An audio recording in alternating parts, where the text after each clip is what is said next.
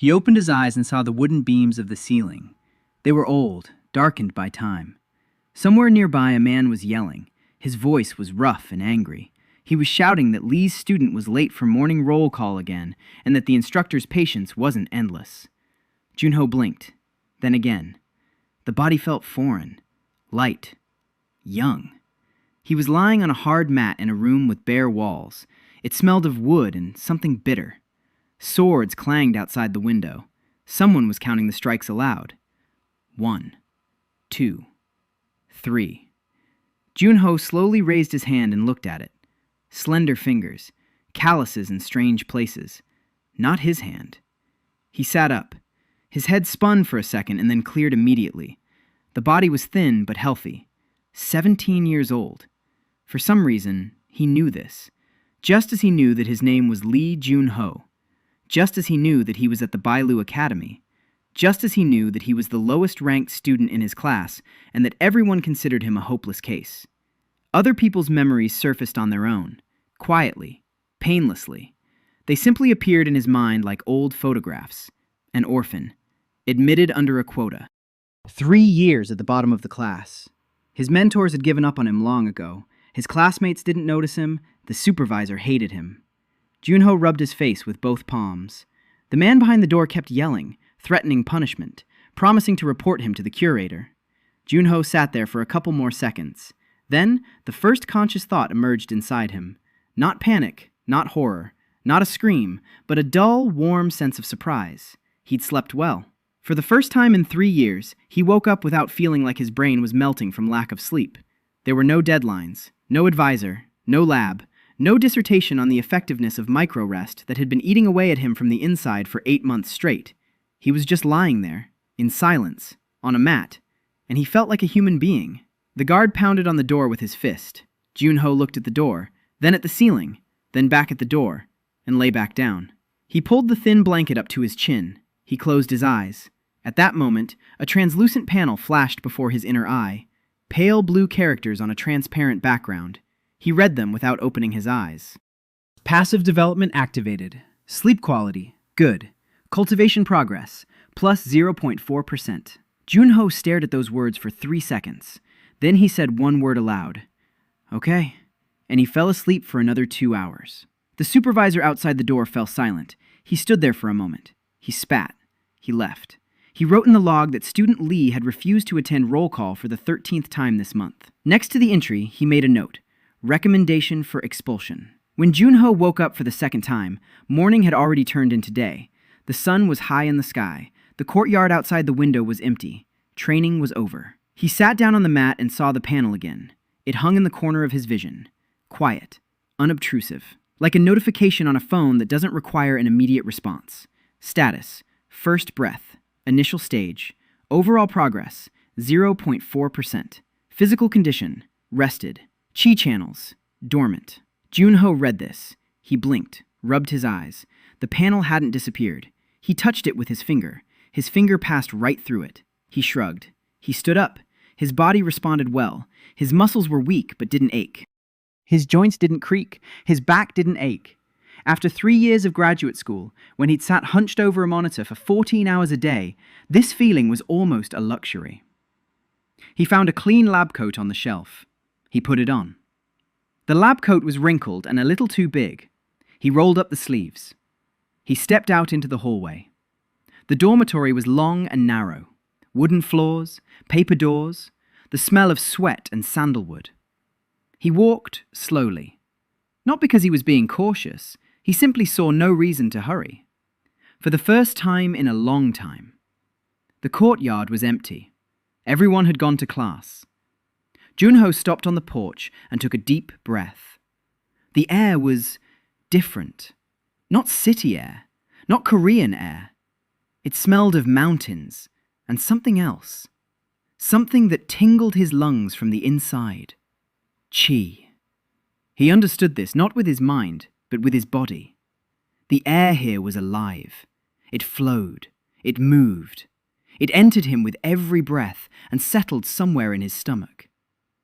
Junho stood on the porch and simply breathed.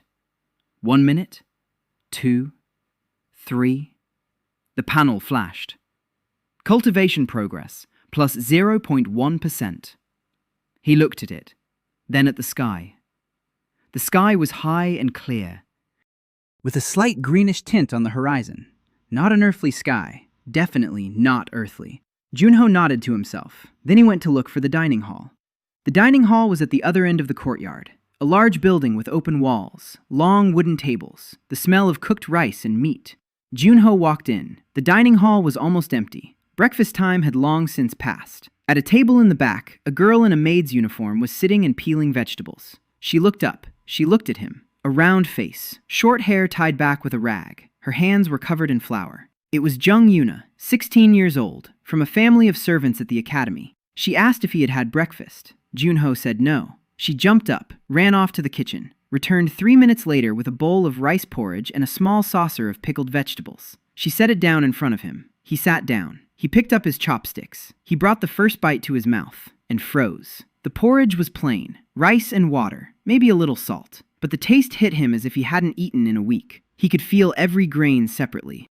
The warmth spread across his tongue, down his throat, across his chest, and down into his stomach. Into his stomach, where the chi settled. The panel flashed.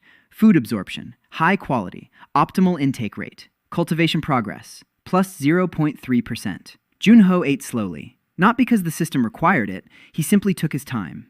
Yuna stood nearby, watching him. She was used to students eating in silence, or complaining, or not coming at all because they ate expensive pills instead of regular food. This guy ate as if her porridge were the best thing that had happened to him in a year. He finished eating, set down the bowl, looked at Yuna, and said it was very tasty. 2 words. Yuna blinked. Then she turned away and quickly went into the kitchen. Her ears turned red. She wasn't used to hearing such words. Junho sat there a little longer. Then he stood up. He walked out of the dining hall. The sun warmed his back. He crossed the courtyard, past the training grounds, past the armory, past a long row of stone steles carved with techniques that students were required to memorize. He stopped by a large tree at the edge of the courtyard. The tree was old, thick, with a wide shadow. Beneath it lay grass warmed by the sun. Junho looked at the tree. He looked at the grass. He lay down. He closed his eyes. He fell asleep in 30 seconds. He slept for 40 minutes. The panel showed plus 0.6%. When he woke up, a person was standing next to the tree, looking down at him. A woman in her 30s wearing a stern black robe with a silver clasp. Her hair was pulled back into a tight bun. Her face was beautiful, but stern. Mentor curator Bae Soo-jin. She was in charge of his stream and had been writing reports recommending his expulsion for 2 years. Not a single one had been signed yet. She asked if he knew how many classes he'd missed that month.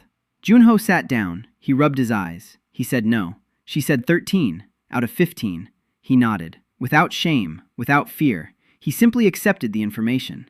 Supervisor Bae looked at him. Something in his gaze was different. She couldn't quite put her finger on it. Before, student Lee used to look down. Always. Like a beaten dog. Now he was looking her in the eyes. Calmly. Without defiance. Without pleading. He was just looking. On the second morning, Junho woke up a minute before 5. His body woke him on its own. He lay in the dark, listening to the sounds of activity beginning outside the dormitory walls. Footsteps, whispers, the creak of doors. The students were lining up for roll call. He lay there for another 30 seconds. Then he got up. He got dressed. He stepped out into the courtyard. It was cold. Pre-dawn fog hung over the training ground. The students stood in 4 rows, silently, with straight backs. Many had dark circles under their eyes. Junho took his place in the last row, on the very end, where the former owner of this body had always stood. Several heads turned toward him. Surprise. Student Lee had come to roll call, for the first time in 2 weeks. The supervisor walked along the rows. He stopped in front of Junho. He looked up at him. The supervisor was short, but stocky. His face was as hard as a brick. He said nothing. He just grunted and moved on. Roll call lasted 20 minutes. Stand straight. Breathe deeply. Direct chi through the main channels. That was the rule.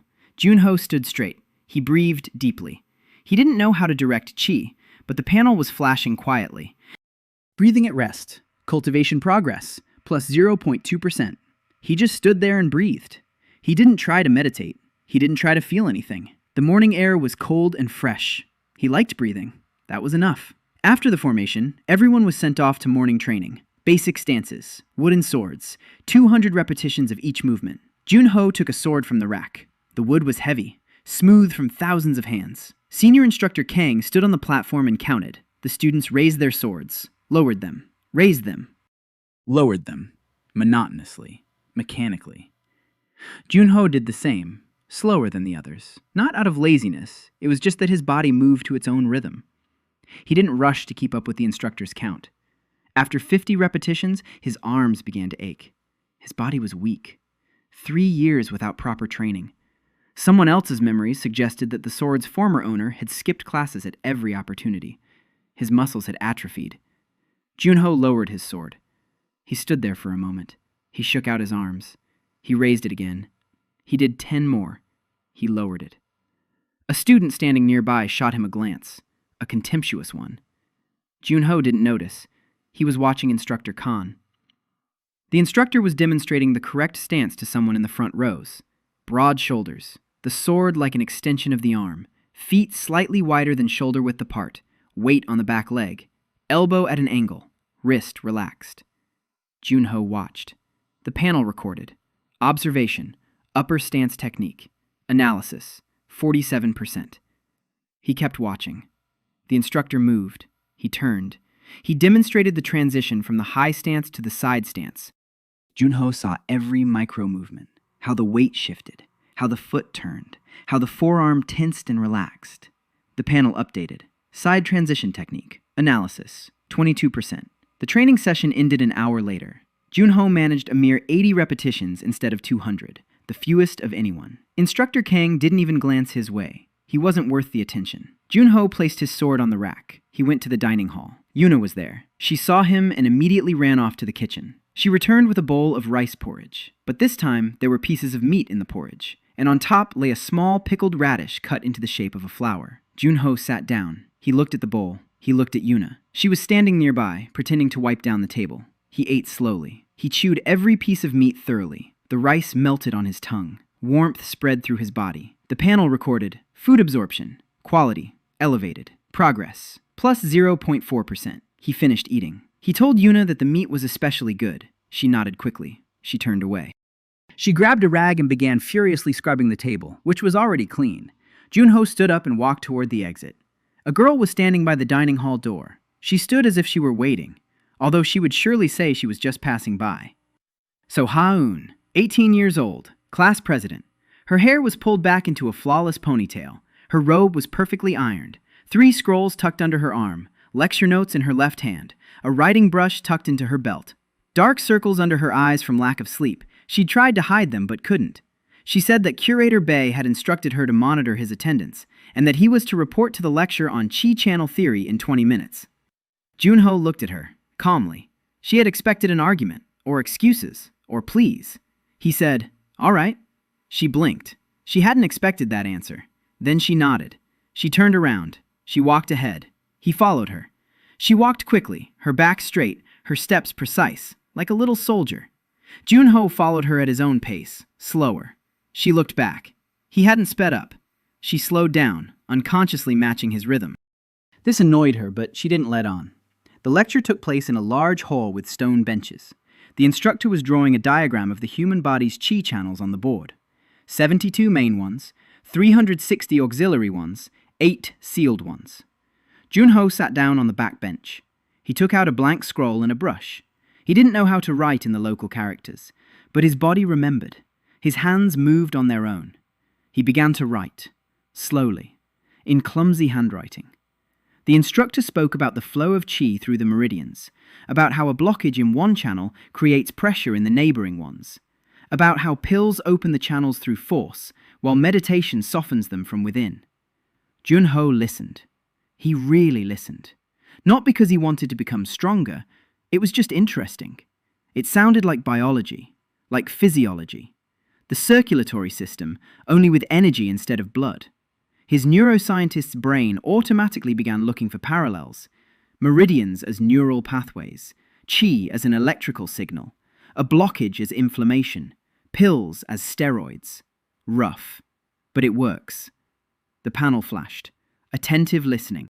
Spiritual perception plus 0.1%. He kept listening. The instructor moved on to practical examples. A student in the front row asked a question. His voice was confident. arrogant. He drew out his words slightly. Junho looked at him. Tall, handsome, perfect posture. A robe made of expensive fabric with an embroidered crest on the sleeve. The Ha clan's crest. A golden falcon on a black field. Ha Jin-woo, the heir. 19 years old, already at the 3rd stream level, the best in the academy. He asked about the sealed channels. Could they be opened without the artifacts of the great ancestors? The instructor replied that, theoretically, yes, but in practice, no one had survived after attempting it. Jin-woo nodded. He fell deep in thought. Junho watched him and saw, not strength, not genius. He saw how Jin-woo was sitting. His back was straight but stiff. His shoulders were slightly raised. His fingers were clenching his fist too tightly. A micro-tension in his jaw. This guy never relaxed. Even while sitting in a lecture, he kept his body on high alert. The panel flashed. Observation. Analysis of the subject's physical condition. Chronic overexertion. Fatigue masked by discipline. Junho looked away. The lecture was over. The students headed for the exit. Ha-yoon approached him. She asked if he would go to the next class, the physical conditioning session. He asked what they did there.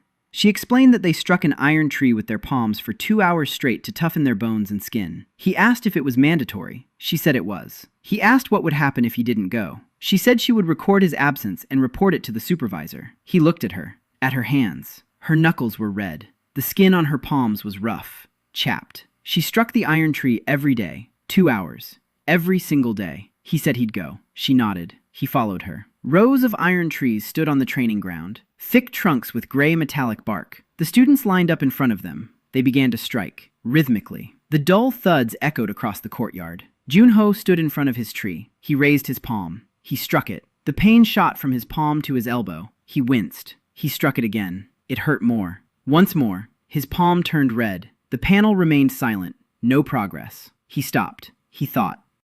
He looked at his palm. Then he placed his palm on the trunk. He didn't strike it. He just placed it there. He pressed it against the trunk.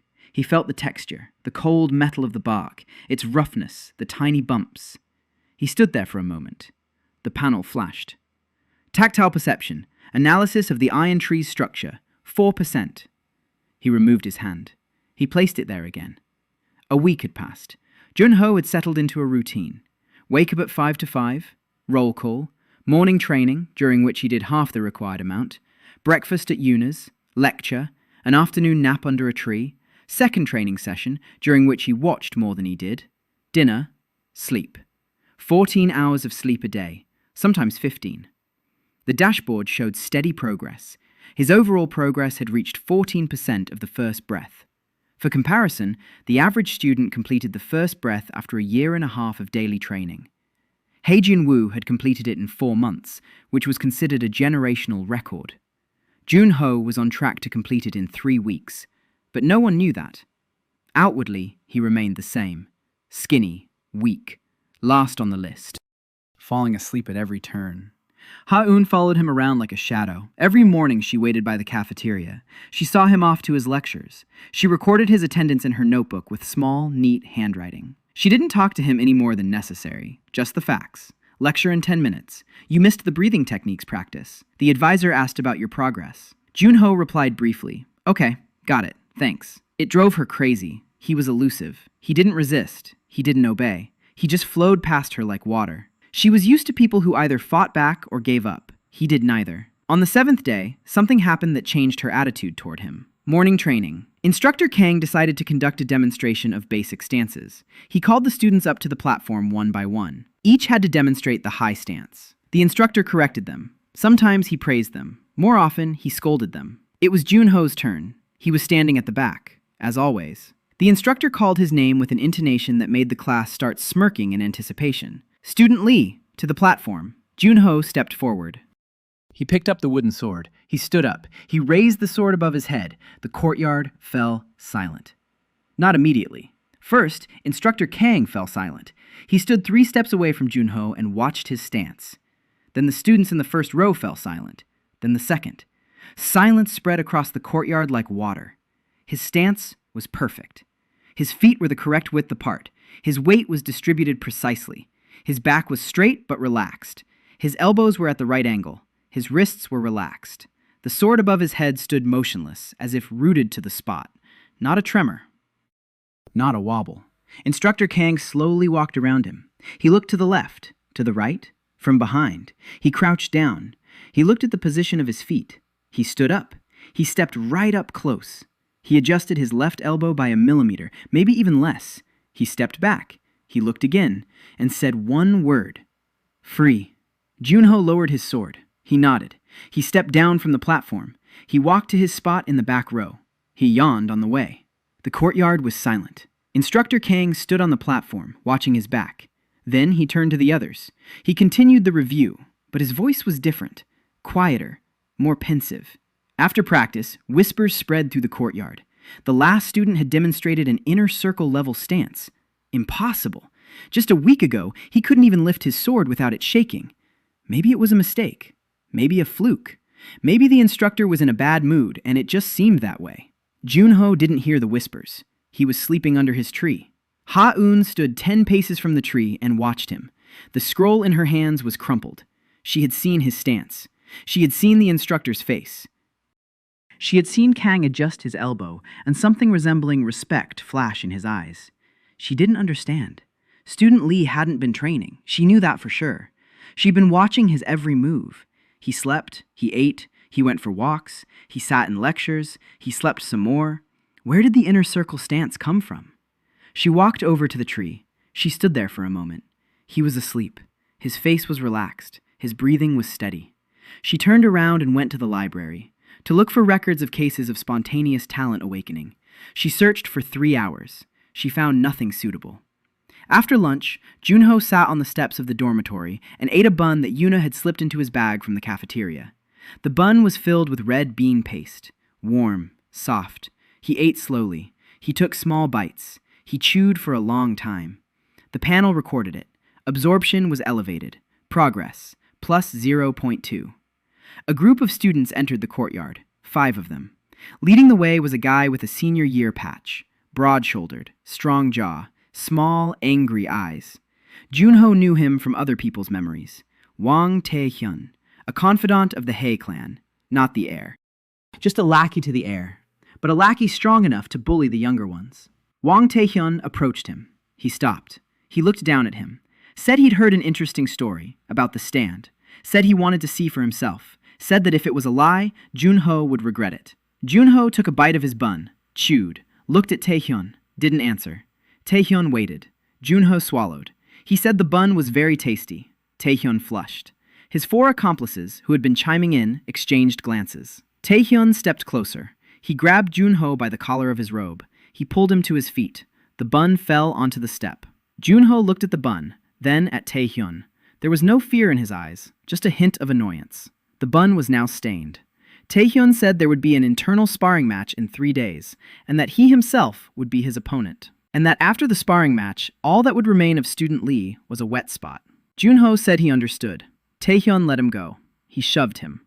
Junho took a step back, exactly 1. He held his ground. Tae-hyun turned around and walked away with his entourage. Junho bent down. He picked up the bun. He blew the dust off it. He took a bite. It was fine. He could eat it. He finished it. The panel flashed. His resting state was stable. Progress was uninterrupted. He went to sleep. That evening, Ha-eun came to the dorm. She knocked on his door. He opened it, still sleepy, in his rumpled robe. She said she knew about the sparring match with Wang Tae-hyun. She said Tae-hyun was at the 2nd stream level, 2 levels above him. That Tae-hyun had been breaking people's bones during training and got away with it because the Hae clan was backing him. Junho listened. He nodded. Then he asked what was for dinner tonight. Ha-eun fell silent. She pressed her lips together. Her eyes welled up. Not out of pity, out of anger. She said he was an idiot, that they'd maim him, that he should go to the advisor and ask to be removed from the team. Junho thought for a moment. He said he didn't want to bother Advisor Bae. Ha-eun turned and walked away. The door slammed shut behind her. Junho stood there for a moment. He shrugged. Then he went to bed. 3 days passed quickly. Junho went about his routine. He slept, he ate, he attended lectures, he watched the training sessions. The panel showed 21% for first breath. His technique observation had reached 60% for the basic strike and 40% for the high stance. A new line had appeared 2 days ago. Passive body strengthening, 17% progress. His muscles were changing. They weren't growing like a bodybuilder's. They were becoming denser, more sinewy. His tendons were strengthening. His joints were becoming more flexible. He wasn't doing anything to make this happen. He just slept and ate and walked between the dorm and the dining hall 4 times a day. Sparring day. The training area. The students gathered around the edges. Internal sparring sessions were held weekly. Pairs were assigned by the instructor, but upperclassmen had the right to challenge underclassmen. Wang Tae-hyun took advantage of this. Instructor Kong stood at the edge of the area, hands behind his back, his face impassive. He knew what was happening, but he didn't intervene. Such were the rules. The challenge was accepted. The fight would take place. Junho stepped onto the training ground, a wooden sword in his hand. His robe was rumpled, worn-out slippers on his feet. Tae-hyun stood opposite him, in training armor, with a weighted wooden sword. The difference was visible to the naked eye.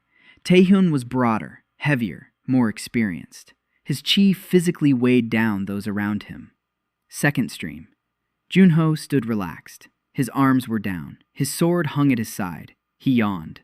Tae-hyun lunged forward, quickly, powerfully. The sword soared diagonally from bottom to top, a blow that would have broken ribs. Junho took a step to the side. 1 step. That very step his body had honed for 7 days. 2,000 trips from the dorm to the dining hall. Every step recorded by the system. Every turn of his foot. After the sparring session, the academy buzzed. Not loudly, not openly. More like a beehive into which a pebble had been thrown. Students whispered during lectures. In the cafeteria, they fell silent when Junho walked by. On the training grounds, they shot him sidelong glances. Wang Tae-hyun walked around gloomier than a storm cloud and wouldn't look at anyone. His wrist was bandaged. It wasn't broken, but the bruise was serious. The Hae clan remained silent for now. Junho didn't notice any of this. He was asleep. The panel showed 26% of the first breath. His growth was accelerating. His body was adapting. His meridians were softening. Chi flowed more freely with every hour of sleep. 2 days after the sparring session, his mentor, Bae Soo-jin, came to see him. She didn't summon him to her office. She came on her own, to the dormitory. This was unusual. She never visited her students. The students went to her. She found him in his room. He was sitting on the floor. In front of him stood a bowl of noodles that Yuna had brought him from the cafeteria. He was eating, slowly, intently, with his eyes closed. Curator Bae stood in the doorway and watched him. 20 seconds. Then he opened his eyes, looked at her, nodded. She came in, sat down across from him. She said that Instructor Kang had written a report about his stance and about his sparring match with Wang Tae-hyun. She said the report was with the dean. Junho nodded, ate his noodles. She asked how he would explain it. He thought for a moment. He said he'd just been watching the training sessions. She asked what he meant by just watching. He said he'd been standing there watching the others train. She fell silent. That wasn't an answer. And yet, at the same time, it was the only possible answer. She'd seen his schedule. Ha-eun reported to her every evening. He hadn't been doing any extra training. He didn't hire tutors. He didn't buy pills. He didn't have money for pills. He didn't have any money at all. She asked if he felt calm. He said yes, for the first time in a long time. She looked into his eyes. Once again, she saw what she couldn't name. That look. Not that of a 17-year-old boy. An adult. Tired. Warm. Like someone who had seen something beyond these walls and returned. She stood up. She said his expulsion was on hold for now. She said she'd be waiting for him at morning roll call tomorrow. She left. Junho finished his noodles. He washed his bowl. He went to bed. The next day after lunch, he was walking through the south courtyard. It was a long way from the dining hall to the dormitory. Usually, he took the shortcut. But today, Yuna had given him 2 rice cakes to take with him, and he decided to take a longer walk so he could eat them along the way. The south courtyard was quiet. It housed old training halls that were hardly ever used. Trees grew thickly. Shadows lay across the paths. A nice spot. Junho made a mental note, another potential spot for a nap. He turned the corner and stopped. A girl was lying on the path, face down, arms outstretched. A sword lay nearby. Her long black hair was scattered across the stone. An expensive robe, embroidered with the Park clan's crest. A golden crane on a white field. Junho approached. He leaned over. She was breathing, steadily, deeply. She was asleep. No, she was unconscious. He could tell the difference. Her breathing was steady, but too slow. Her skin was pale. Her lips were dry. The shadows under her eyes were darker than Haun's. The panel flashed. Analysis of the subject's physical condition. Complete depletion of chi reserves. Dehydration. Hypoglycemia. Last meal more than 30 hours ago. Junho looked at her, then at the rice cakes in his hand. He sighed. He sat down beside her. He placed the rice cakes on a clean cloth. He gently turned her onto her back. Her head fell limply back. Her face was beautiful. Sharp features, high cheekbones, thin lips. Even unconscious, she looked like someone accustomed to a ceremonial hall rather than a training ground. Park Mireille, 17 years old, the Academy's sword princess. He knew her from others' memories. The whole class knew her. She was at the second stream level, just like Taehyun. But unlike Taehyun, she had achieved this through sheer talent and 18 hours of training, every day, since she was 6. No days off, no holidays, no breaks. Her father, the head of the Park clan, personally drew up her schedule. Up at 3 in the morning, lights out at midnight, 3 hours of sleep. The rest was training. Junho looked at her and saw what he had seen in Heijin Wu during the lecture. Her body was taut as a string. Even while unconscious, her muscles didn't fully relax. Chronic tension ingrained in her bones. He lifted her head and rested it on his knee. He took out a water bottle. Carefully, he poured a little into her mouth. She coughed. She swallowed reflexively. He waited. He poured some more. She opened her eyes. Dark. Out of focus. She looked up at him from below. She didn't recognize him. He said she had fainted on the track. He said she was dehydrated and hadn't eaten in over a day. She tried to sit up. He didn't hold her. She sat up. She swayed. She braced herself with her hand on the ground. She looked at him. Her eyes came into focus. She asked who he was. He said he was Lee Junho, a freshman. She didn't react to the name. She didn't know him, or didn't remember him. He held out a rice cake to her. She looked at the rice cake, then at him. She said she didn't need food, that she'd skipped lunch because she'd been training, that she'd get up now and continue. He said she wouldn't get up, that her body was empty, that if she picked up her sword now, she'd collapse again in 10 minutes. She looked at him with irritation, cold, habitual, the kind of look you give to someone who's minding their own business. He didn't take the rice cake away. He held it out to her, patiently, without pressure. She took it, took a bite, chewed quickly. She swallowed without chewing. He said, "Slower." She stopped, looked at him. He said that if she ate too fast, her body wouldn't have time to absorb what it needed from the food. He told her to chew until the piece softened on its own. She didn't ask how he knew that. She just started chewing more slowly. He took out a second pastry. He handed it to her. She ate that one too, slowly, just as he'd said. Color began to return to her face. She sat next to him on the path. Her sword lay nearby. She was silent. He was silent. It was quiet.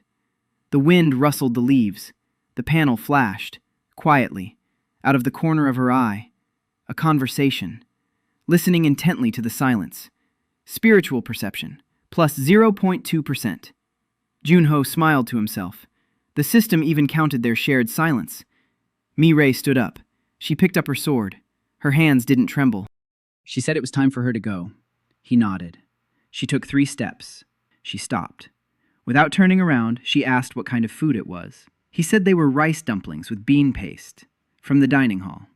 She nodded. She left. Junho remained seated on the path. He looked at his empty hands.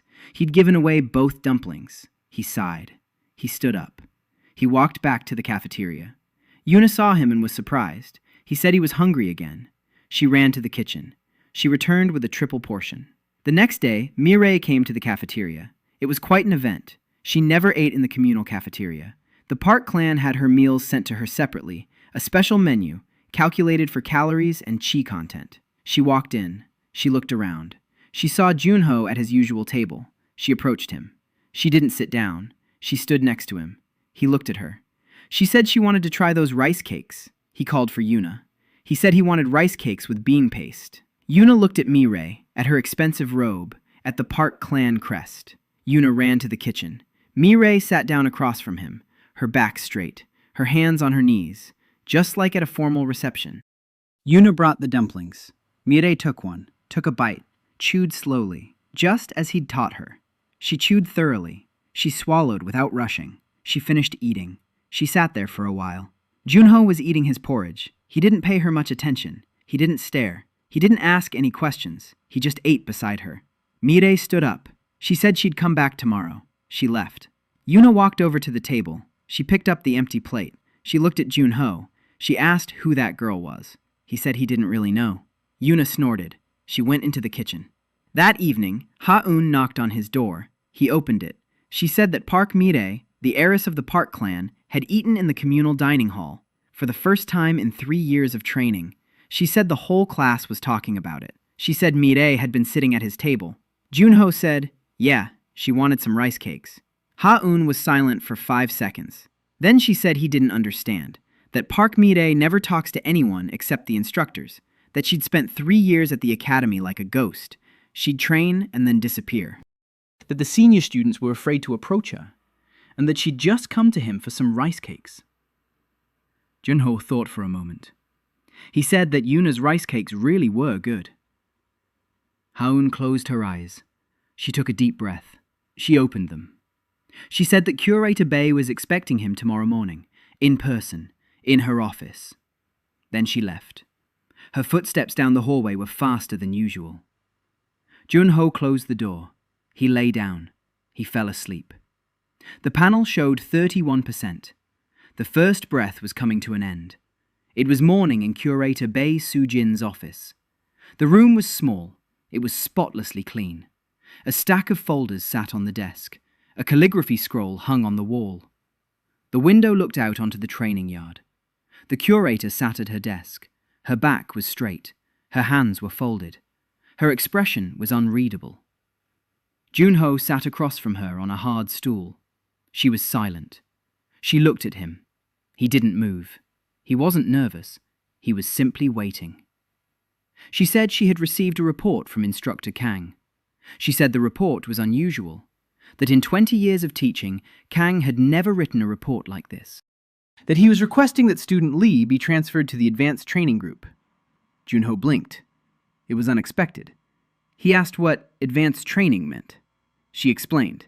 Separate training sessions, fewer basic exercises, more techniques, a personalized plan, and an early wake-up call at 4 a.m. instead of 5. Junho grimaced. She noticed. She asked what was wrong. He said that 4 a.m. was too early. She looked at him for 3 seconds. Then she said it was the best offer he'd ever get during his time at the academy, that students kill each other for a spot in the advanced group, that it was the path to the inner circle. He asked what would happen if he stayed in the regular group. She said that then everything would be just as before. Roll call at 5, basic stances, 200 strikes, iron tree. He thought it over, weighed his options. 4 a.m. every day, but fewer monotonous exercises, more opportunities to observe high-level techniques. From the system's perspective, it was more advantageous. Watching advanced fighters yielded a higher return than observing beginners' basic stances. He said he agreed. She nodded. She took out a blank scroll. She began writing the transfer order. The pen scratched across the paper. Junho sat and waited. She finished writing. She affixed the seal. She looked up. She looked at him. She said she had one more question. He nodded. She asked why he had changed, directly, without beating around the bush. She said that for 3 years, Student Lee had been a shadow, a blank space, but now he was calm, confident, and he was demonstrating inner circle stances. She wanted to know why. Junho was silent. He was thinking of what to say. He couldn't tell the truth, that he was from another world, that his consciousness belonged to a 21-year-old graduate student from Seoul, that he had a system. He said he'd simply started getting enough sleep. She waited for him to continue. He didn't. She waited another 5 seconds. Then she nodded. She told him he could go. He stood up. He walked to the door. She called out to him from behind. Lee! He turned around. She told him to be careful, that the Hae clan didn't like it when their people were humiliated, and that Wang Tae-hyun was just the beginning. He nodded. He left. The door closed. Curator Bay leaned back in her chair. She rubbed the bridge of her nose. She didn't believe the story about the dream, but she had no other explanation. She took a folder containing Student Lee's personal file out of the drawer. She opened it.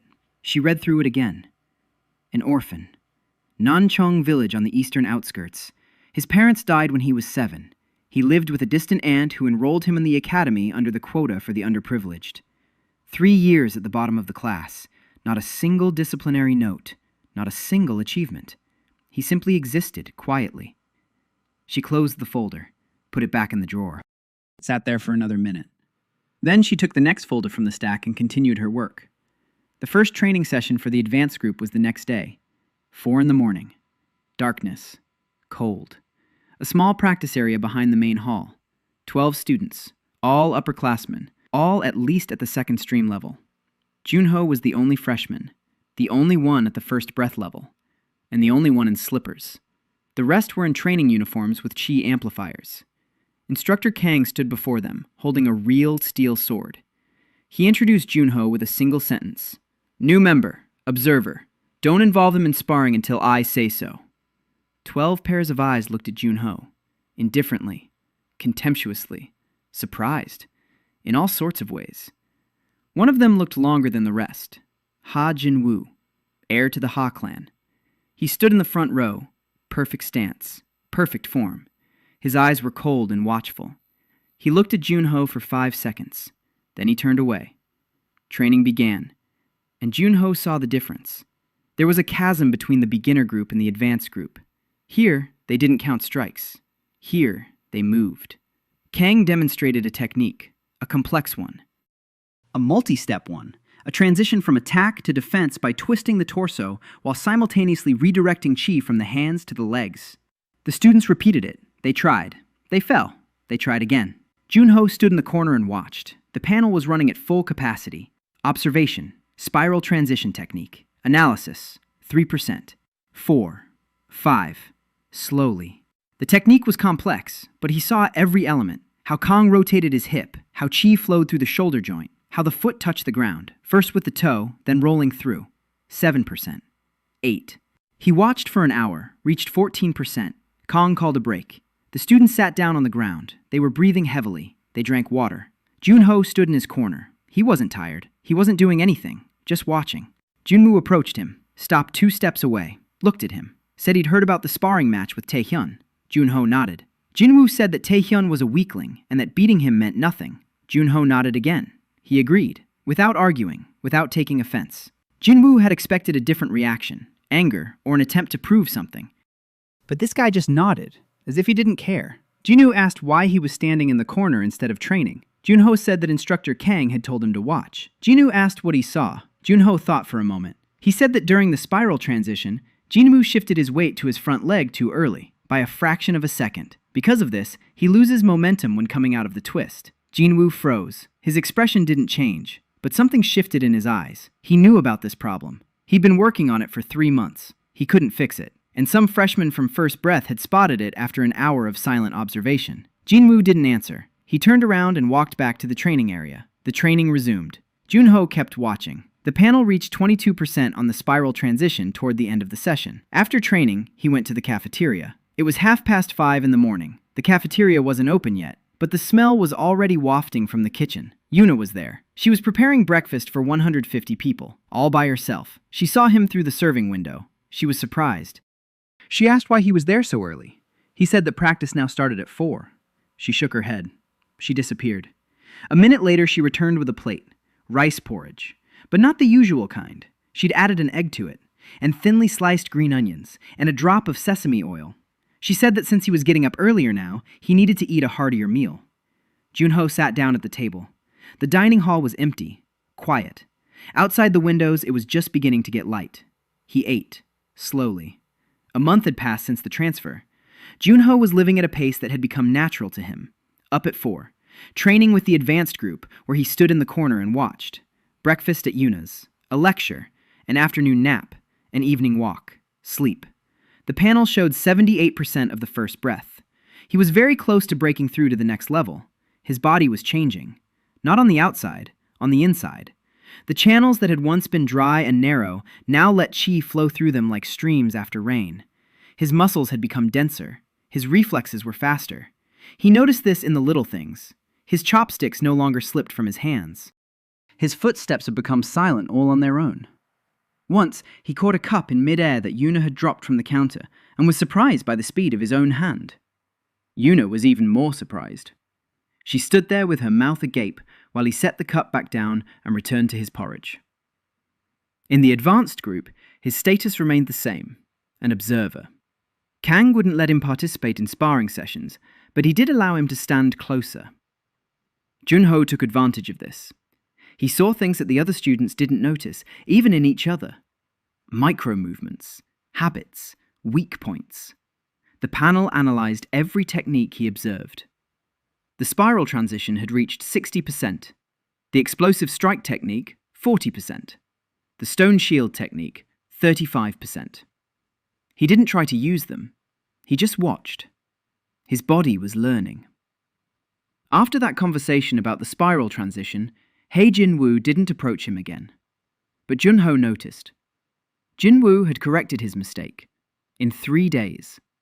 His spiral transition had become cleaner, faster. His weight transfer was now timed perfectly. Jinwoo didn't say a word about who had given him the tip.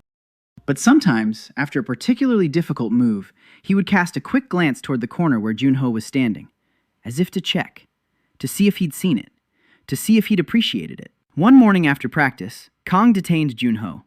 The others had left. The training area was empty. Kong stood with a sword in his hand. He looked at him, said he wanted to check something, told him to assume a stance, anyone. Junho stood up, without a sword. He simply assumed a stance that seemed right to him. Kong walked around him, slowly, looked at his legs, at his arms, at his back, said that this wasn't the Academy's basic stance. Junho said no. Kong asked where it came from. Junho thought for a moment. He said he didn't know, that his body had just assumed that position on its own. Kong crouched down. He looked at his feet. The left one was slightly forward. The right one was turned out. His weight was distributed not 50-50, but 40-60. The back leg was slightly bent. The front leg was almost straight. Kong stood up.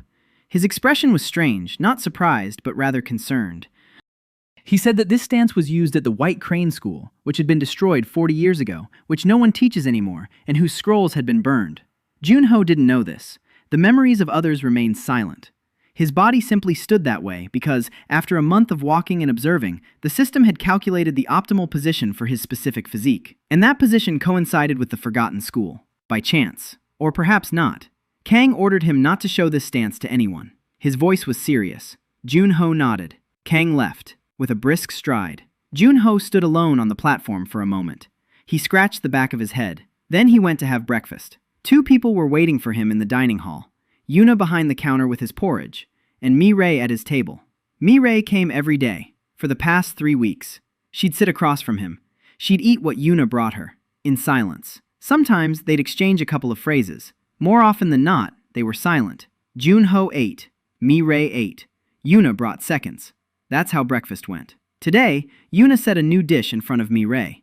Dumplings. Small ones, with thin dough. Filled with pork and cabbage. Junho took one, took a bite, closed his eyes, swallowed. Opened his eyes, looked at Yuna, said it was incredible. Yuna grabbed a rag and began wiping down the counter, which was already gleaming. Mira took a dumpling. She took a bite, chewed slowly, just as he'd taught her, chewed it all the way through, swallowed. Took a second one, a third, a fourth. She was eating faster than usual, not because she was in a hurry, because she couldn't stop. Junho noticed, told her to slow down. She stopped. She looked at him. Her eyes were strange, teary. She blinked, quickly. She turned away. She said the dumplings were good. Her voice was steady, but her hands on the table were trembling slightly. Junho didn't ask any questions. He just kept eating. A minute later, she turned back around. Her face was cold again, in control. She asked what her favorite food was. Not his. Hers. She asked herself that question, out loud. Junho looked at her. He said it sounded like dumplings. She nodded, slowly, as if she were agreeing to something bigger than just a choice of food. She finished eating, got up, left. Yuna came over. She cleared the plates. She said quietly that the girl had been crying. Junho said he knew.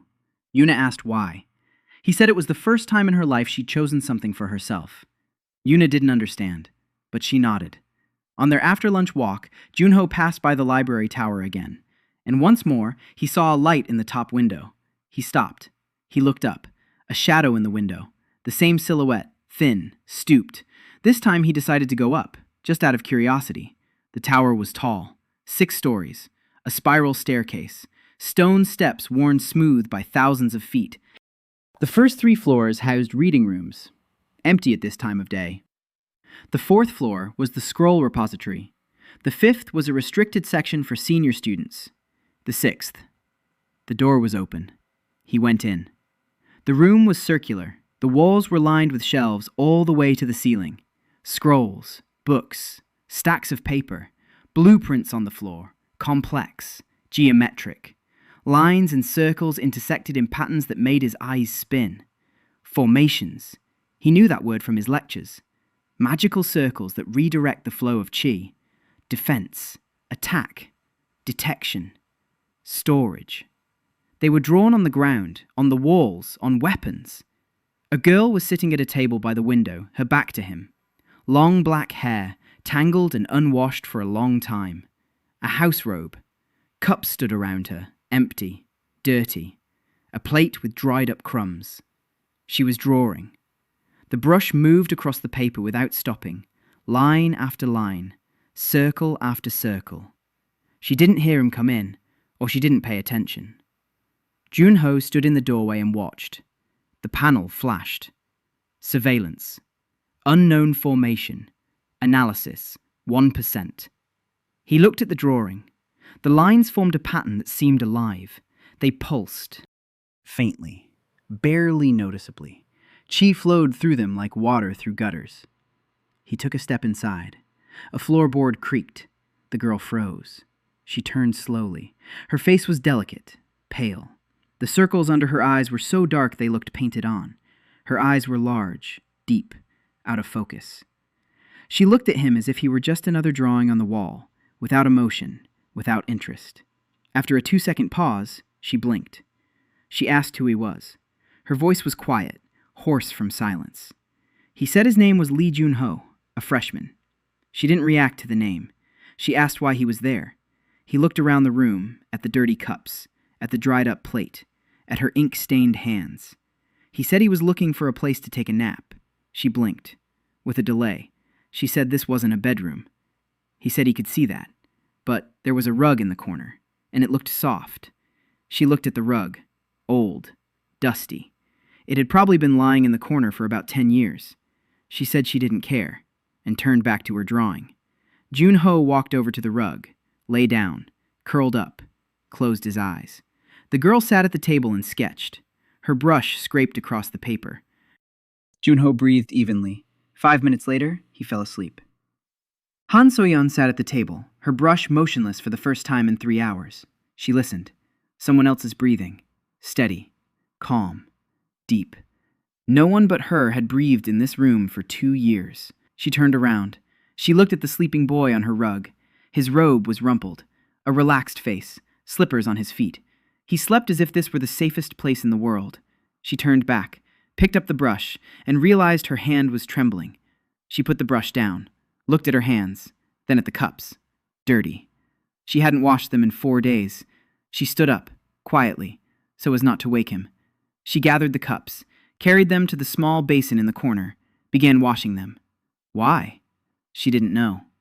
He woke up an hour later. The panel showed plus 0.7%, and a new line. Observation of an unknown formation. Passive analysis during sleep. 4%. Junho kept his word. The next day, he brought to the tower a thin mattress rolled into a tube that he'd begged from the dorm's storeroom attendant, and a small teapot, and a packet of tea leaves he'd bought at the morning market with the last few coins he'd found in the pocket of the body's former owner. So-yeon didn't look up when he came in. He spread out the mattress in the corner. He brewed tea on a small stove that stood against the wall and, judging by the layer of dust, hadn't been used in months. He poured 2 cups. He set one on the edge of her table. He lay down on the mattress.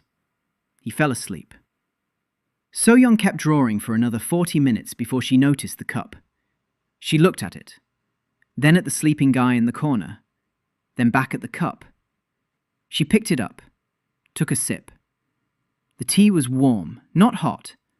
It had cooled down to just the right temperature while she was working. She finished it. She set the cup down. She went back to her drawing. But the line she drew after that was straighter than the ones before. It had become a ritual.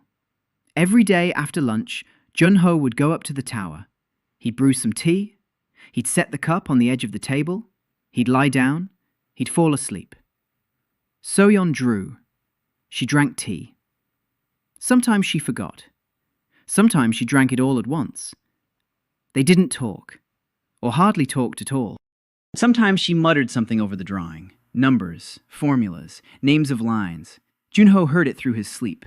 The panel recorded it. Passive listening, formation theory, progress, little by little, drop by drop. After a week of these visits, Soyeon spoke to him for real for the first time. He had just woken up. He was sitting on the mattress, drinking cold tea. She turned away from the table. She looked at him, with that same pause. She asked why he came. He said it was quiet here. She said it was quiet in the dorm during the day, too. He said the silence there was different, fussy. Here, it was peaceful. She didn't understand, but she nodded. She asked if she was bothering him. He said no, that the sound of the brush on paper helped him fall asleep. She turned away. He couldn't see her face, but her ears had turned red, just a tiny bit. On the 10th day of his visits, he came in and found her asleep at the table, her head resting on her hands. The brush had slipped from her fingers. The sketch beneath her cheek was crumpled. It was the first time she'd fallen asleep in front of him. He approached quietly. He looked at her, a pale face, dark circles under her eyes. Her lips were chapped. She was thin, too thin. Her collarbones jutted out from under her robe. He took off his outer robe, draped it over her shoulders, made some tea, set the cup on the table next to her hand, lay down on his mattress, fell asleep. When Soyeon woke up 3 hours later, the first thing she saw was the cup of tea next to her hand. It had gone cold, but it was still there, and a stranger's robe was draped over her shoulders. She sat there, holding the robe in her hands for 10 minutes. She didn't move. She didn't draw. She just sat there. He was already gone. He'd gone to dinner. She folded the robe neatly. She placed it on his mattress. Then she stood up. She went downstairs. For the first time in 11 days, she left the tower. She went to the dining hall. Yuna saw an unfamiliar girl in a wrinkled robe with ink stains on her fingers. Soyeon stood at the entrance. She looked around. She spotted Junho at his usual table. Mi-rae was sitting next to him. Across from them was Ha-eun with her scrolls. Soyeon walked over. She stopped by the table. All three looked at her. Junho said he was glad to see her. He moved over. She sat down. Yuna brought an extra bowl without being asked. Soyeon ate, slowly. Her hands trembled slightly. Her chopsticks wouldn't obey her. She hadn't eaten a hot meal in 4 days. Mi-rae watched her. She recognized her. Han Soyeon, the genius of formations, the senior student who was the stuff of legends, whom no one had ever seen outside the tower, whom the clan had sold to the academy as a valuable asset. Mi-rae knew what that meant, to be a valuable asset. She silently pushed the plate of dumplings toward Soyeon. Soyeon picked one up, took a bite, chewed with her eyes closed. Ha-eun watched the scene, not understanding what was happening. A week ago, only Junho had been sitting at this table. Now there were 4 of them, and 2 of those 4 were people who, under normal circumstances, would never have found themselves in the same dining hall. She opened her mouth to say something, then she closed it. She took out a scroll. She began writing a report for her supervisor, out of habit. It was the only thing she knew how to do when she didn't understand a situation. The panel flashed. Overall progress, 91% of the first breath. Just a little more to go. That night, Junho lay on his mat in the dormitory. He wasn't sleeping. For the first time in a long while, he was thinking. Not about the system, not about progress, about people. About Yoon, who blushed when he praised her cooking. About Mi-rae, who cried over dumplings. About Soyeon, who washed the cups while he slept. About Ha-eun, who followed him every day without understanding why. He thought about how they were all tired, each in their own way, each for their own reason, but just as deeply, and that he, too, was tired. Not here, there, in his past life. 3 years without sleep, without proper food, without a single person by his side who actually cared. He closed his eyes. The panel flickered. Standby mode. Stable. He fell asleep, and in his dream, he dreamed of Seoul, the lab, a monitor displaying data, a bench by the building at 4 in the morning, and his mom's voice on the phone saying she was worried, that he was working too much, that he needed to get some sleep. He woke up at 4 in the morning. His cheeks were wet. He wiped them with his sleeve. He got up, got dressed, went to training. The panel read 94%, training in the advanced group. Kang was demonstrating a new technique, the upward flow strike. Junho stood in his corner and watched. But today, he wasn't just watching Kang. He was watching Jin Woo. The heir to the Hei clan was executing the strike with fierce precision. Every movement was calibrated, every muscle under control. Not a single unnecessary breath, not a single unnecessary emotion. A machine, beautiful, efficient, exhausted. The panel flashed. Analysis of the subject's physical condition. Microfractures in the bones of the right forearm. Inflammation of the tendons in both wrists. Chronic sleep deprivation. Suppressed pain syndrome. Junho read these lines and felt uneasy. Jinwoo was broken, physically, but he kept training, because he didn't know any other way to exist, because the system of this world had told him that pain was the price of strength, and he paid it, every day, every hour, every second. After training, Junho headed for the exit. Jinwoo walked 2 steps behind him. Junho slowed down. Jinwoo caught up to him. They walked side by side, in silence. Junho said that Jinwoo had hairline fractures in his right forearm.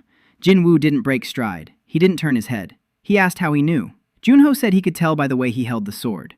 He shifts his grip half a centimeter to the left to take the pressure off the bone. Jinwoo remained silent for 10 steps. Then he said it was none of his business. Junho agreed. He said it wasn't his business either. They reached a fork in the path. Jinwoo turned left toward the inner circle's quarters. Junho turned right toward the dining hall. Before they parted ways, Jinwoo stopped. He didn't turn around. He said that if Junho told anyone about the cracks, the Hei clan would destroy him, calmly, without a threat in his voice, just a statement of fact. Junho said he wouldn't tell anyone, and that he should ease up on using his right hand for a couple of weeks. Jinwoo left. Junho went to eat. Yuna had made him pancakes with green onions. He ate 6 of them. The panel flashed. Food absorption. Quality. Excellent. Progress. Plus 0.6%. 95% of the first breath. Almost there. The breakthrough happened in his sleep, just like everything else with Junho. He was lying on his mat in the dormitory. It was 2 in the morning. His body began to glow, dimly, barely noticeable. A pale blue glow emanated from beneath his skin. The chi that had been accumulating in his channels for a month suddenly flowed all at once. All 72 main channels opened simultaneously. Not with an explosion, not with a jolt, like a river after a dam that had been raised smoothly and completely. His body arched on the mat. His muscles contracted and relaxed. Once. The glow flickered. It faded. The panel flashed brighter than usual. First breath. Complete. Transition to the second stream stage. New capabilities unlocked. The body underwent restructuring. The chi core was formed. Base level. Junho slept through it all. He didn't wake up. He didn't flinch. His breathing remained steady. His body did what it was supposed to do and didn't wake its owner over such a trifle. In the morning, he woke up and felt the difference. His body was different. Not stronger in the usual sense. More solid. Every muscle felt like a leather cord tied in a knot. His joints moved as if well-oiled. He raised his arm, clenched his fist. The air around his fingers shifted slightly. Chi responded to the movement. For the first time, he looked at the panel. Second stream. Initial stage. Progress. 0%. Chi core formed. Stability. High. New skill available. Chi shell. Passive body protection. Activates automatically upon threat. Requires no conscious control. He read that. Thought about it. Snapped his fingers. Nothing happened. It hurt. As usual. Apparently, the snap wasn't considered a threat. He shrugged. He got up. Got dressed. Went to training. On the advanced group's training ground, he took his spot in the corner. Kong began the warm-up.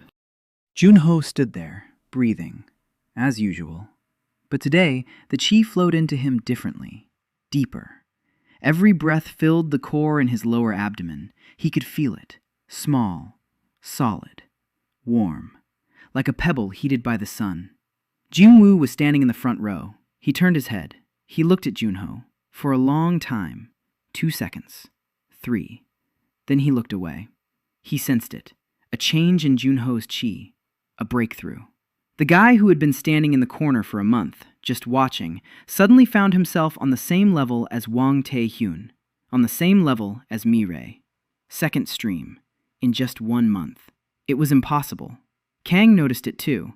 He stopped the warm-up. He walked over to Junho. He looked at him. His face was stony. He said he sensed a change. He asked when. Junho said it was at night, in his sleep. Kang was silent for a moment. Then he said that Junho was now allowed to spar. He returned to the platform. He continued the training. The 12 students in the advanced group exchanged glances, some with interest, some with skepticism. The first sparring match took place 3 days later. Kang paired him up against a student named Cho Min-hyuk, third-year student. Second stream. Intermediate stage. Strong. Reliable. Not a star, but a consistent fighter. Min-hyuk stepped onto the platform with a wooden sword. Junho stepped forward to face him, also with a wooden sword. Kang said, "Begin." Min-hyuk assumed a fighting stance, the classic one, straight out of the textbook. Junho stood relaxed, his sword held alongside his body, just as he had during his sparring session with Taehyun. Min-hyuk attacked. A straight strike to the torso. Fast. Precise. Junho stepped to the side. The sword whizzed past him. Min-hyuk spun around. A side strike. Junho crouched. The sword whistled over his head. Min-hyuk picked up speed. A flurry. 3 strikes. 4. 5. Junho dodged every one. Steps, half steps, turns. His body moved on its own. A month of walking. Thousands of steps. Each one etched into his muscle memory by the system. Min-hyuk stopped. He was breathing heavily. 9 strikes. Not a single hit. Junho stood opposite him. His breathing was steady. He hadn't even raised his sword. Kang watched, silently. Min-hyuk clenched his teeth and charged again. This time, Junho raised his sword. 1 strike. Not a copy of Kang's, like in the fight with Taehyun. Something else. Something pieced together from dozens of observations. From Kang's high stance, from the sidestep, from Jinwoo's spiral twist, from Min-hyuk's straight lunge, which he had just shown him.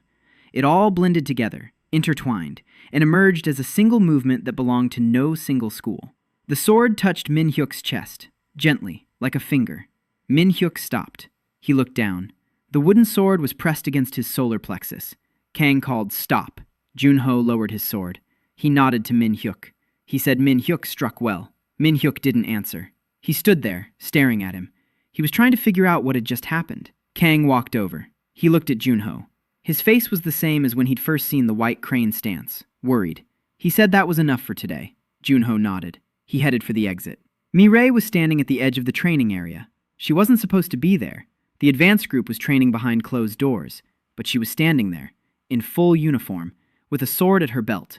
She had seen the entire fight. Her eyes were ablaze, not cold as usual. Alive. She said she wanted to spar, with him, right now. Junho looked at her, then at the sky. The sun was rising. Breakfast was coming up. He said he'd eat first. She pressed her lips together, but she nodded. They went to the dining hall, together. Ha-eun was already sitting in the dining hall. Scrolls were spread out on the table. She looked up. She saw them. Together. Her face gave nothing away, but the brush in her hand froze for half a second. Yuna brought breakfast. For 2. Then she saw Mude. She ran to get a third bowl. Then So-yeon arrived, from the tower. News of Junho's breakthrough spread within 2 days. Not because anyone had announced it. It was simply that nothing remained a secret for long at the Bailu Academy. 12 students in the advanced class had witnessed his chi. Kang didn't forbid them from talking about it. He Jin-woo remained silent, but his silence spoke louder than words. When the heir to the He clan doesn't comment on someone's breakthrough, it means the breakthrough is significant. Rumors reached the He clan within a day. Wang Taehyun delivered the news in person. His wrist had already healed. But the memory of the sparring match hadn't faded. He recounted everything he'd seen to the clan's head of external relations. That Lee was a quota student, an orphan from Nanchong. 3 years at the bottom, then suddenly the inner circle stance, then sparring with Taehyung, then a breakthrough to the second stream in a month. The head of external relations listened. He took notes. He sent a carrier pigeon to the clan's ancestral estate. The reply arrived by evening. Observe. Do not interfere. For now. The rumors reached others as well. The Moon Clan. A trading house. Wealthy. Pragmatic. They didn't wage war. They bought their way out. Their representative at the academy. A quiet man with soft hands and a smile that didn't reach his eyes. He made a note in his notebook. Lee Jun-ho. Potential asset. The Red Lotus sect. Researchers of body and spirit. Their methods were banned in the 7 provinces, but the academy tolerated their presence because they funded a third of the laboratories. They had their own observer. A woman with slender fingers and the scent of medicinal herbs. She wrote a single word in her report. Anomaly. Junho didn't know any of these people. He was eating a bun on the steps of the dormitory, thinking about how Yuna had started adding sesame seeds to the dough and what a brilliant decision that was. Ha-eun came to see him that evening. She looked tired, more so than usual. The dark circles under her eyes had grown deeper. Her hands were stained with ink. The 3 scrolls under her arm had turned into 5. She sat down on the step next to him, not across from him, but right beside him, for the first time. She said that in 2 months, the selection process for the Ascent tournament would begin. That all students from the second stream and above must participate in the preliminary trials. That it was mandatory. That he was now in the second stream, which meant he had to participate too. Junho chewed on a roll. He listened. She continued. She said that the tournament wasn't just a competition, that great clans were behind it, that the winners would join the command of the combined army marching toward the fault of the celestial axis, that it was about politics, money, power, that the clans had already begun making their moves, bribing judges, pumping their heirs full of forbidden elixirs, that it was dangerous. He finished his bun, wiped his fingers on his robe. Ha-eun grimaced. He asked if he could opt out. She said no. It was mandatory for everyone from the second stream. No exceptions. He sighed. She looked at him. For a long time. Then she said something he hadn't expected. She said she was worried about him. Not as the class representative, but... She didn't finish. She stood up. She said she'd bring him the preliminary exam schedule tomorrow morning. She left. Quickly. Junho sat on the step. He watched her walk away. Then he looked at his hands. Crumbs from a bun on his fingers. He thought about how Ha-eun doesn't get enough sleep, how she takes on too much, that her hands were always covered in ink and her knuckles were always red, that she never sat down just for the sake of it, always with scrolls, always with a task, always with a purpose. She didn't know how to just sit there.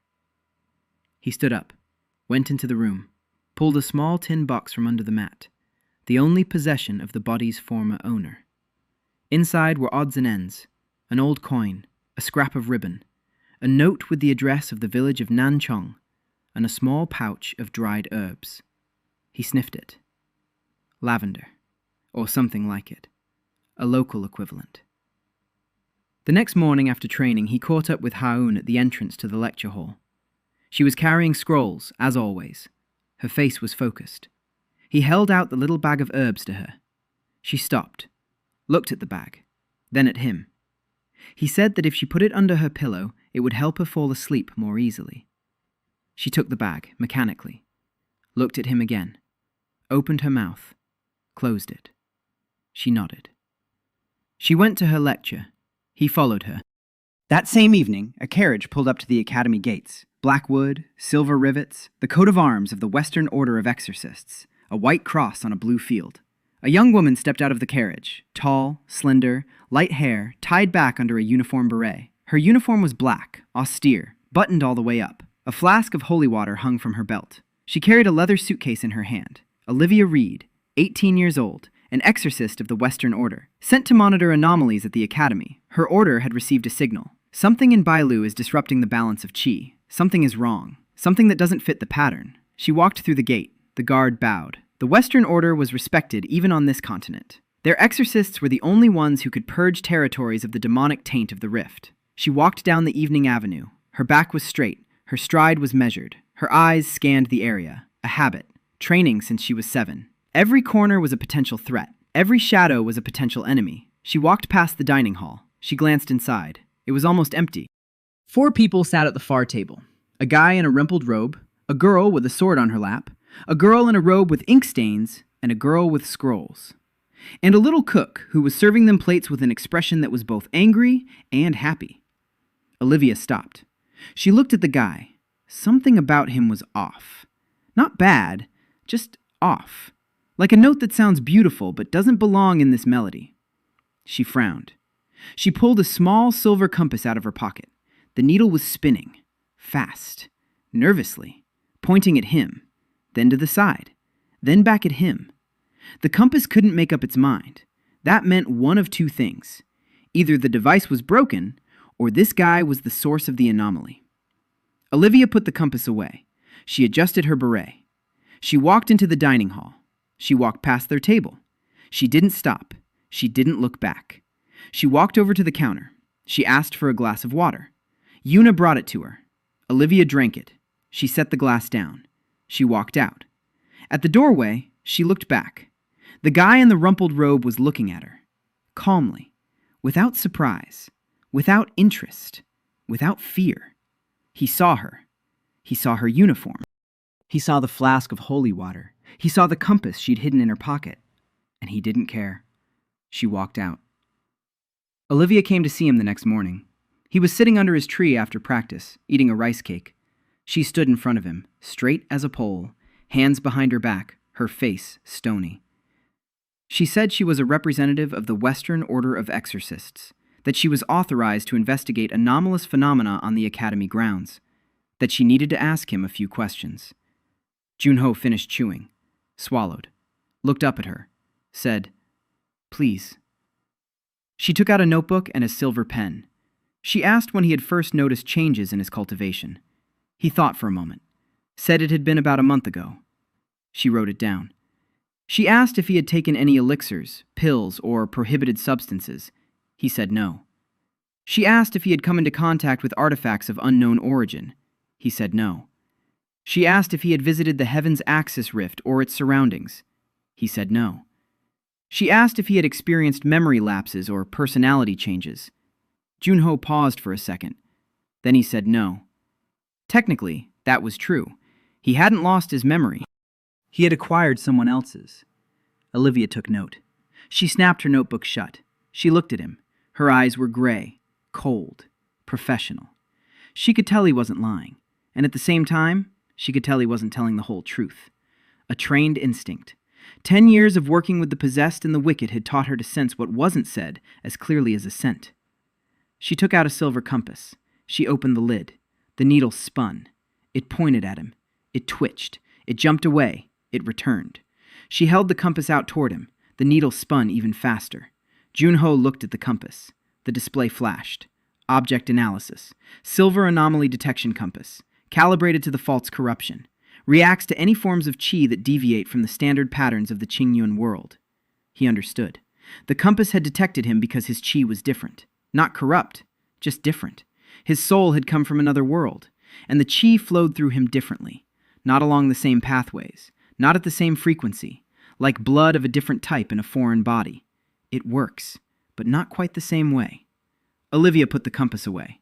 She said the result was inconclusive, that she would need a more detailed examination, that she would be staying at the academy for an indefinite period, that he should be available for further questions. Junho nodded. He asked if it had been a while since she'd eaten. Olivia blinked. The question didn't fit into any protocol.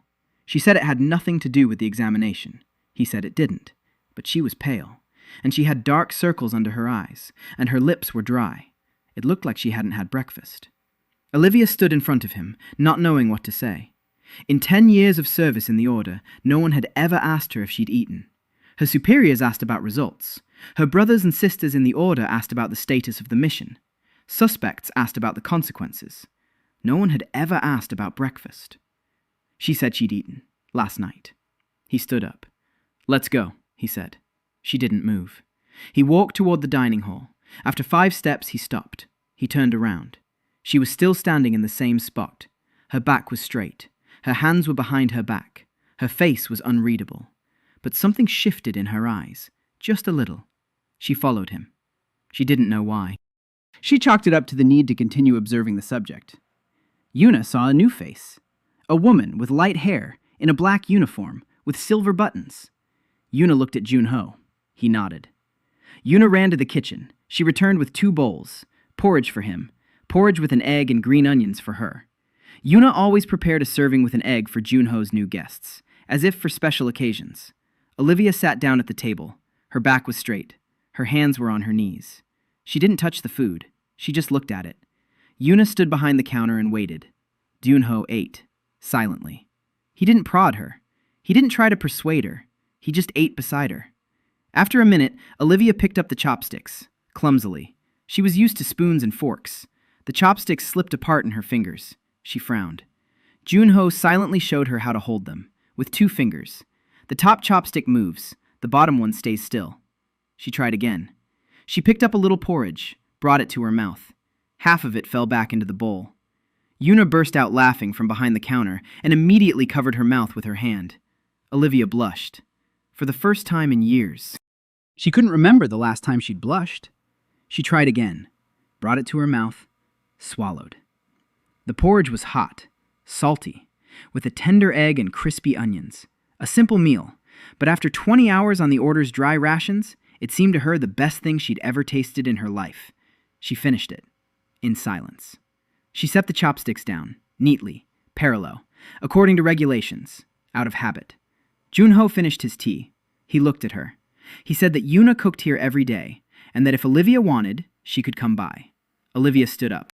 She said she wasn't here for the food, that she was here on official duty, that she needed to continue the inspection. She left, with a brisk stride, steady, precise, military style. Junho watched her go. Yuna approached. She collected the bowls. She said quietly that this girl had eaten everything down to the last grain.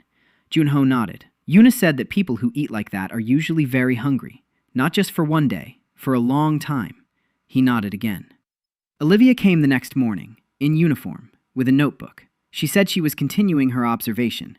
She sat down at the table. Yuna brought her a bowl without being asked. Olivia ate. This time, her chopsticks obeyed her better. She didn't ask any questions. She didn't take out her compass. She just sat there and ate, next to the subject of her observation. In 3 days, she had become the 5th person to sit at that table. Mi-Ray watched her warily. The Order's exorcists and the Park Clan's swordsmen had never gotten along historically. So-yeon didn't notice her, or she was pretending not to. Ha-eun jotted down her details in her notebook.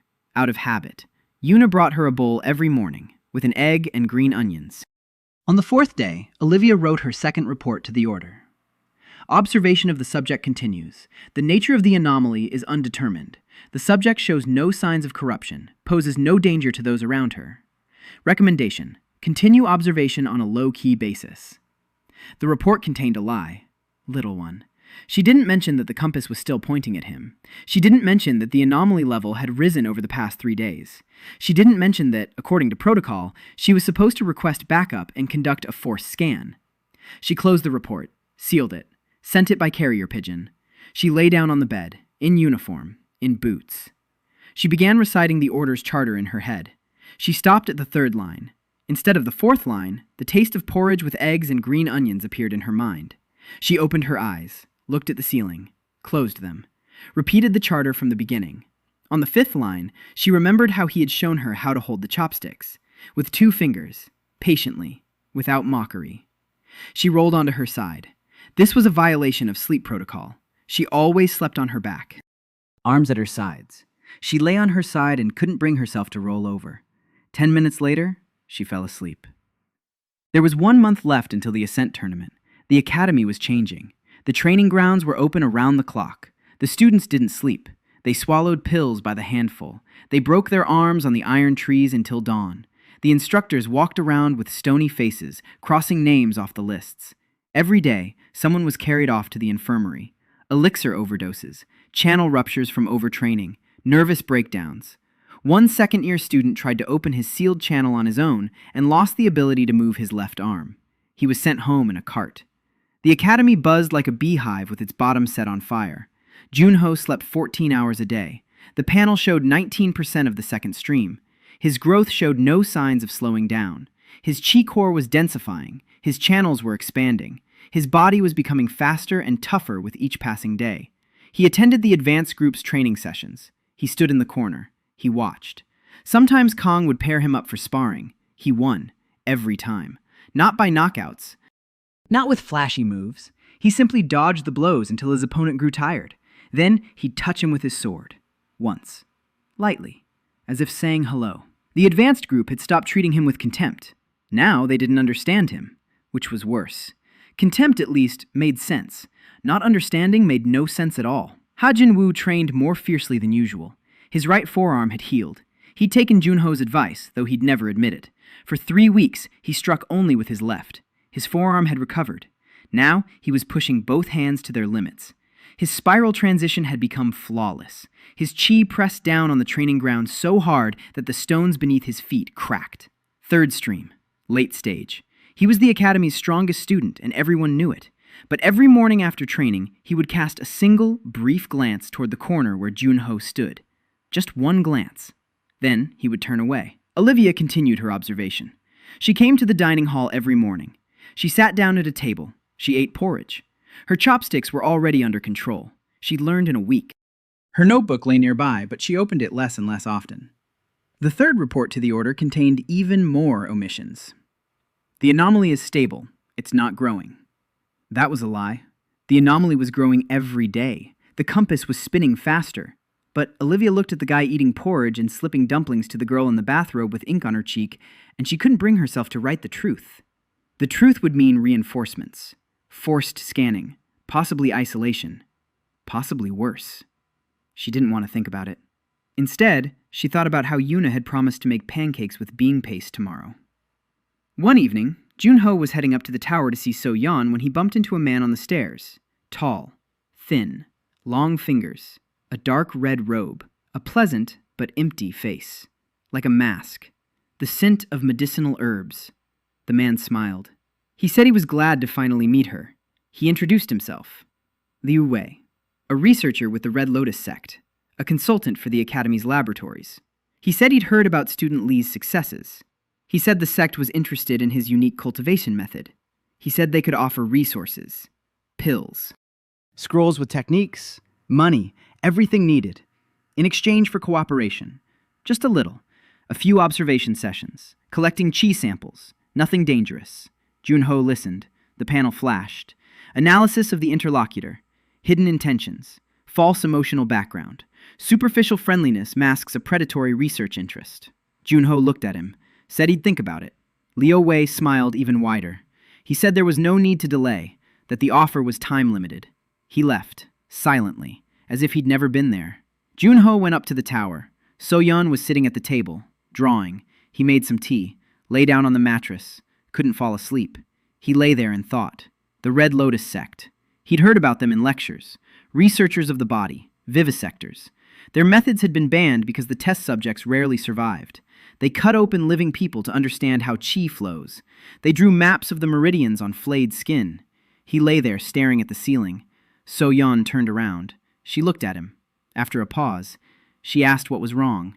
He said nothing was wrong. She stared at him for another 3 seconds. Then she said he was lying. For the first time ever. He sat up. He looked at her. She said his breathing had changed. Usually he falls asleep within 5 minutes. 10 minutes had passed, and he wasn't asleep. That meant something had happened. He was surprised. She'd been monitoring his breathing, every day, memorizing the rhythm. He told her, about Liu Wei, about the proposal, about the cult. So-yeon listened. Then she said one sentence. She told him not to go to them. Her voice was quiet, but firm, firmer than he'd ever heard from her. He asked why. She didn't answer. She turned toward the table. She picked up the brush. Her hand was trembling. He understood. So-yeon knew the sect firsthand. The clan that had sold her to the academy. The clan that had turned her into a valuable asset. Perhaps they were collaborating with the Red Lotus. Perhaps it was the sect itself that had determined her value. He didn't ask. He lay back down. He closed his eyes. 7 minutes later, he fell asleep. So-yeon kept drawing until morning. The lines on the paper were straighter than ever. The next morning, Curator Bay summoned him to her office. He went. He sat down on a stool. She said the academy's rector wanted to see him. In person. Junho raised his eyebrows. The rector?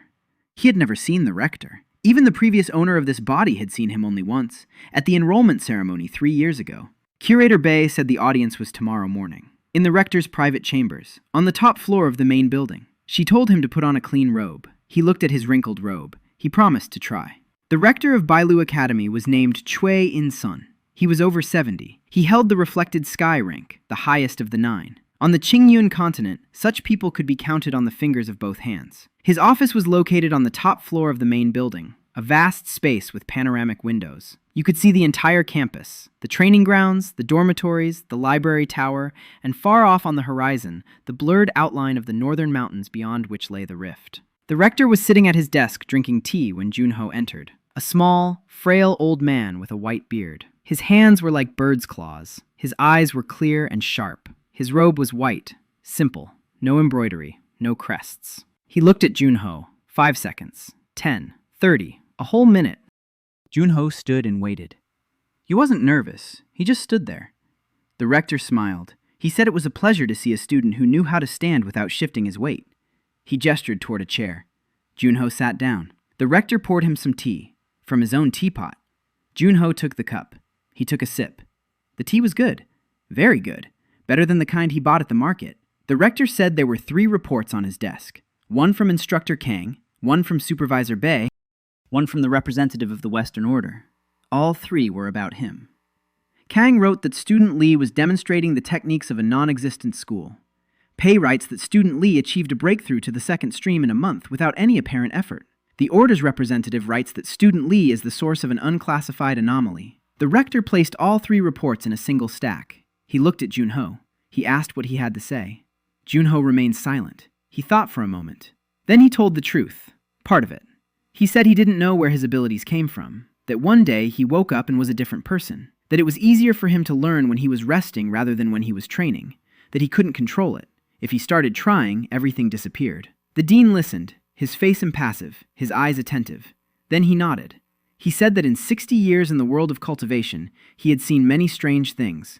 Innate physiques, dormant talents, ancestral curses, blessings from dying masters. But he had never seen anything like this. A man who grows stronger at rest. He paused. Then he said that the Ascension tournament was in 3 weeks, that the clowns had sent observers, that the Imperial Court had sent a representative, that the stakes were higher than ever because the rift was approaching, and everyone wanted control over the army. He said that Junho was participating in the tournament. Junho said he knew. It was mandatory for everyone from the second stream. The rector shook his head. He said that wasn't the reason. He said the Hei clan had already filed an official protest against admitting a quota student to the tournament. That if Junho didn't compete, they would use it as proof that the academy was hiding a defective student, that the protest would give them leverage over the council, that the council, under pressure, might hand over command of the army to the Hei clan without a tournament. Junho listened. He understood. Politics. He didn't need to win. He just needed to go out there and not disgrace himself, so that the Ha clan's protest would lose its force. The rector read his mind. He said no. It wasn't just about competing. He wanted Junho to make it to the finals. Junho remained silent. The rector explained. All the clans are competing on behalf of their heirs. The Ha clan is backing Jinwoo. The Park clan is backing Mirei. The Moon clan will buy a spot for their protege. The Red Lotus sect will push their candidate through intimidation. None of them represent the academy. They represent their families. Junho is the only student without a clan. No family, no sponsor. If he makes it to the finals, it will prove that the academy trains strong fighters rather than catering to heirs. This will give the rector leverage on the council. Junho thought for a moment. He asked what he would get in return. The rector smiled. He asked what Junho wanted. Junho said he wanted 3 things. First, a private dorm room, quiet, with a big bed, where no one would wake him up in the morning. Second, a transfer to the research track, no mandatory roll calls. Third, Jong Yoon from the cafeteria would be appointed his personal chef, with the salary of an inner circle student, for life. The rector looked at him for 10 seconds. Then he laughed, quietly, dryly, but sincerely. He said that in 60 years, not a single student had ever asked him for a bed and a cook instead of scrolls with techniques. He said he agreed, on the condition that Junho makes it to the finals. Junho finished his tea. He stood up. He bowed, not deeply, but politely. He walked out. He went down the stairs. He stepped out onto the street. Sun, warmth, a light breeze. He inhaled, he exhaled. The panel flashed. Resting state. Stable. 24% of the second stream. He went to the dining hall. Yuna was standing behind the counter. He sat down. She brought him porridge. He ate. Slowly. He thought about how he'd just struck a deal with the rector of the continent's most powerful academy to trade his victory in the tournament for a bed and a cook, and how that seemed to him like an absolutely fair deal. Yuna approached him. She asked if everything was all right. He looked at her. He wanted to tell her about the contract, about the lifetime position, about the inner circle's salary, but he didn't. It was too soon. First, he had to make it to the finals. He said everything was fine. He asked for seconds. She ran to the kitchen. 3 weeks until the tournament. Junho lived his usual routine. He slept, he ate, he went to training, he watched. The gauge was rising. 30%, 35, 40. His body was getting stronger. His meridians were expanding. His chi core was solidifying. The techniques he'd been observing for months were coming together into a single picture. Spiral transition, the rising current strike, the stone shield, Mira's crane blade, the straight lunge, the side dodge, the low sweep, dozens of techniques, hundreds of movements. All of it lay within his body, compressed, ready, waiting for the moment. He hadn't practiced any of them intentionally. The system forbade it. As soon as he started training consciously, his progress stalled. He could use only what his body had learned on its own, at rest, in his sleep, on walks. The evening before the tournament, all five gathered in the dining hall. Yuna had prepared a special dinner: dumplings, pancakes, rice cakes, porridge with eggs, everything each of them loved. They sat at the table, they ate, they were silent. Mireille placed her sword next to her plate. So-yeon came in wearing a clean robe. For the first time in a long while. Ha-eun put her scrolls away in her bag. That too was a first. Olivia took off her beret. Her hair fell onto her shoulders. She looked younger, softer. Yuna sat down at the table with them. Not at the counter, at the table. No one objected. Junho ate the pelmeni, slowly, one by one. The panel was silent. It didn't blink. The Ascent Tournament, the Academy's main arena, a massive amphitheater made of white stone, stands with 3,000 seats. Every seat is taken. Students, instructors, clan representatives in expensive robes, the imperial court's envoy in gilded armor, merchants, officials, the heads of the clan delegation sat in the VIP section. The flag of the Hei clan, a golden falcon. The flag of the Pot clan, a golden crane. The flag of the Moon clan, a silver coin. The flag of the Red Lotus sect, a scarlet flower. Rector Cho In-sun sat in the central box, alone, in a simple white robe. Tournament format. 64 participants, 6 rounds. Each fight continues until one fighter concedes defeat or is unable to continue. Training weapons. Killing is prohibited. Maiming is not recommended, but is punishable only if intent is proven. Junho stood in the waiting area. His robe was rumpled. He wore slippers. He carried a wooden sword. Nearby stood fighters in their ceremonial training armor, wielding their family weapons and wearing clan insignia. He looked like someone who had wandered into the tournament by mistake while looking for the dining hall. Ha-eun stood in the stands, a scroll in her hands, a brush tucked into her belt. Her face was pale. She hadn't slept all night, despite the herbs under her pillow. Mireille was participating too. She stood at the other end of the waiting area, dressed in the full uniform of the Park clan. A white robe with a golden crane, a real steel sword at her belt. Her face was cold, battle-ready. She looked across the hall at Junho. He yawned. She turned away. A shadow flitted across her lips. Not a smile, but something close to one. The first match. Junho versus a student from the Moon clan. A sturdy guy, second stream, intermediate stage, with a weighted sword and armor that cost more than the entire dormitory. The arena. The referee gave the signal. The Moon clan disciple lunged forward, quickly, the iron wave technique. A series of heavy strikes from top to bottom. Each one could split a rock. Junho took a step. 2, 3. He dodged them all. The disciple spun around. He attacked again. Junho moved across the arena like a man strolling through a park, unhurried, relaxed. His footsteps were silent, his breathing steady. 20 strikes, 30, 40. Not a single hit. The stands erupted in a murmur. The Moon clan apprentice was breathing heavily. Sweat was streaming down his face. Junho stopped. He raised his sword. 1 strike. To the wrist. His opponent's sword fell. The referee declared the victory. Junho walked back to the waiting area. He sat down on a bench. He closed his eyes. The second match was in 2 hours. Time for a nap. He slept.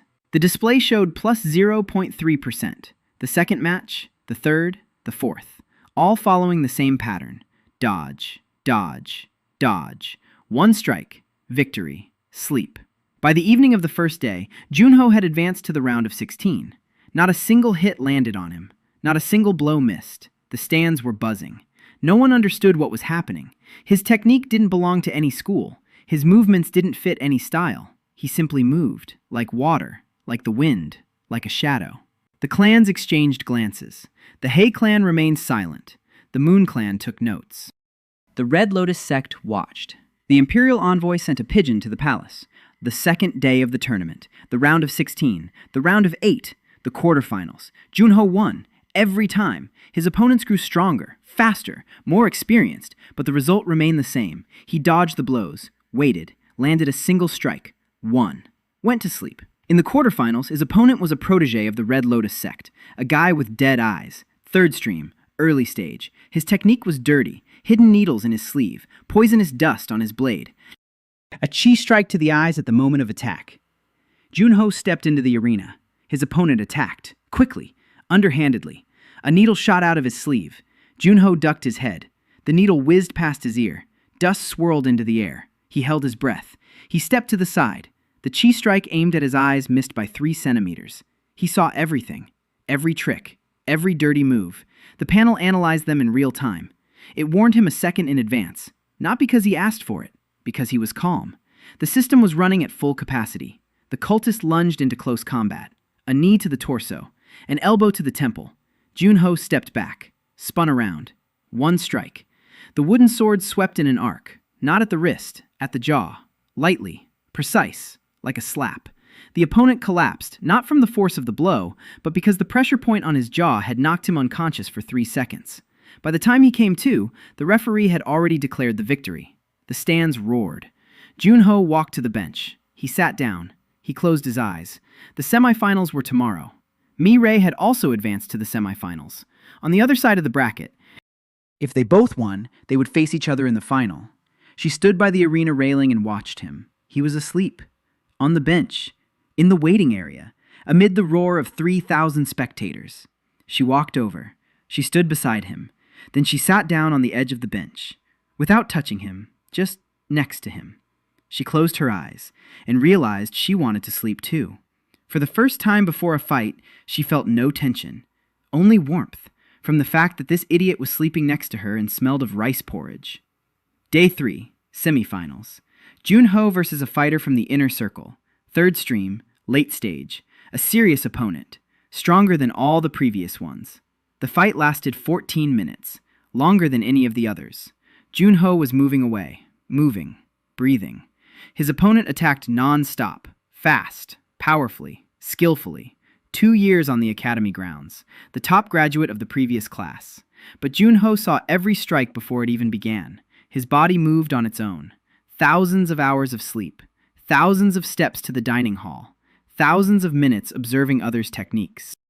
All of this had condensed into a movement that was not a technique, but a habit, like breathing, like blinking.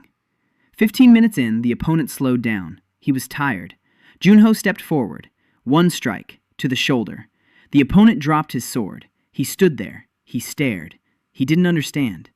Junho bowed. He walked over to the bench. Mi-Ray had won her semifinal in 3 minutes. The difference in skill was too great.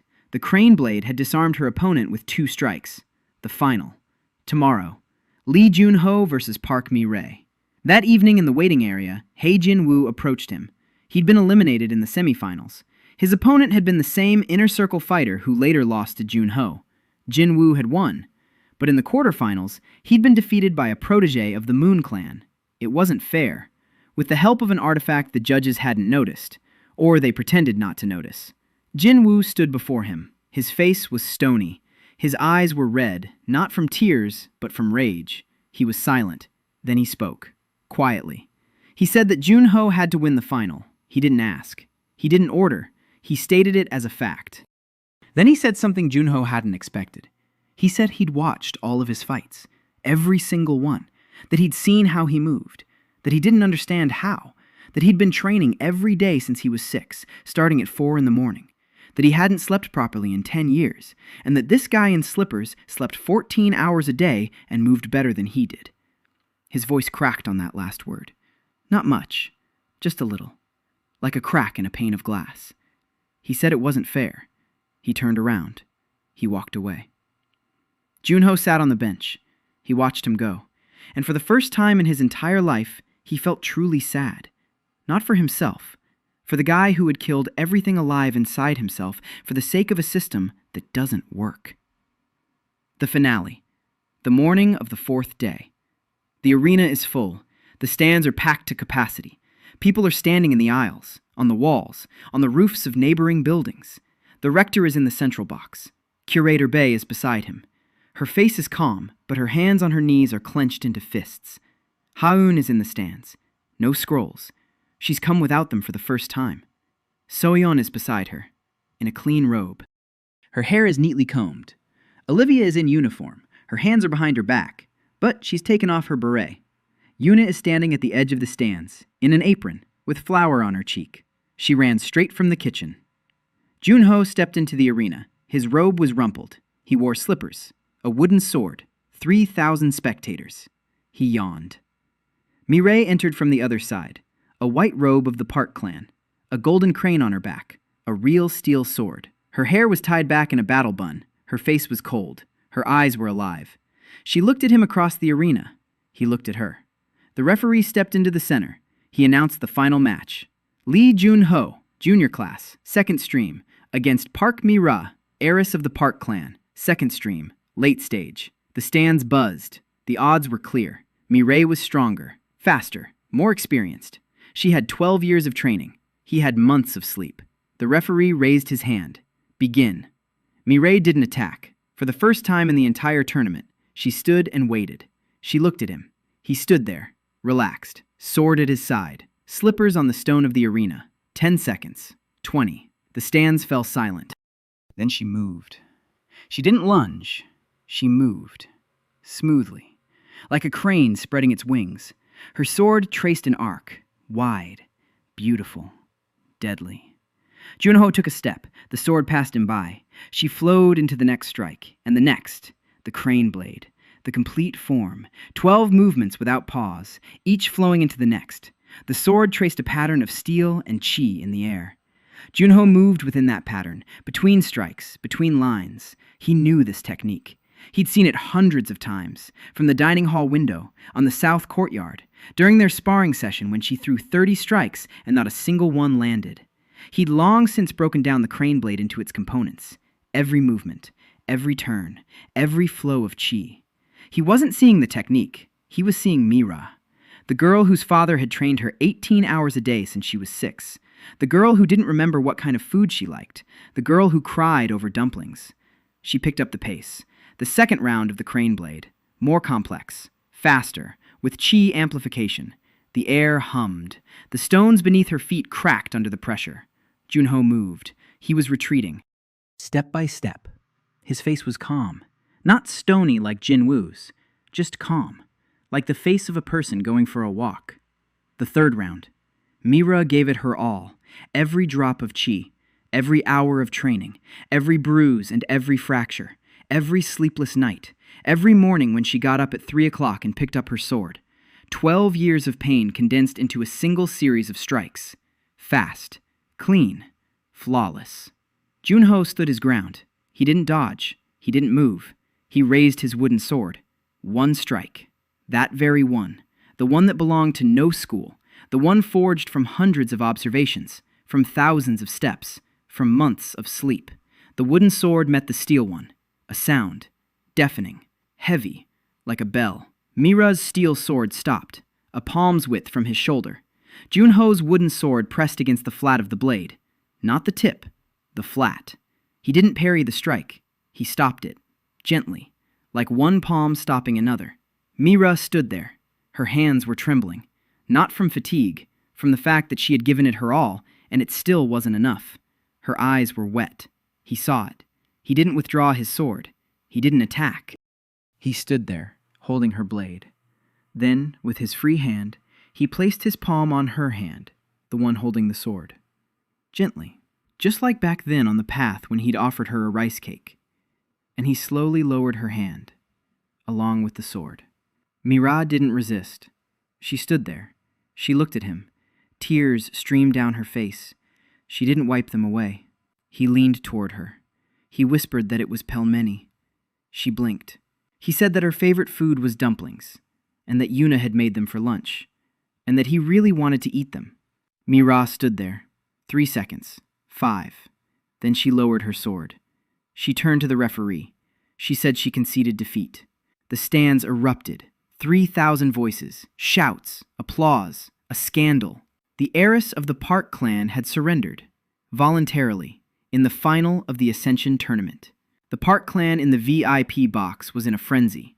The Hay clan was in shock. The Moon clan was frantically taking notes. The Red Lotus sect was watching. Rector Cho In-song sat and smiled, barely noticeably. Curator Bei is beside him. Her fists have unclenched. Her eyes are shining. Junho stood in the arena. The winner of the Ascension tournament, in a crumpled robe, in slippers, with a wooden sword. He turned toward the bench. He walked back. As he walked, he glanced toward Yuna in the stands. He asked what was for dinner tonight. Yuna laughed. She cried. She laughed again. She covered her face with her apron. Ha-eun sat motionless in the stands. No scrolls. Her hands weren't visible on her lap.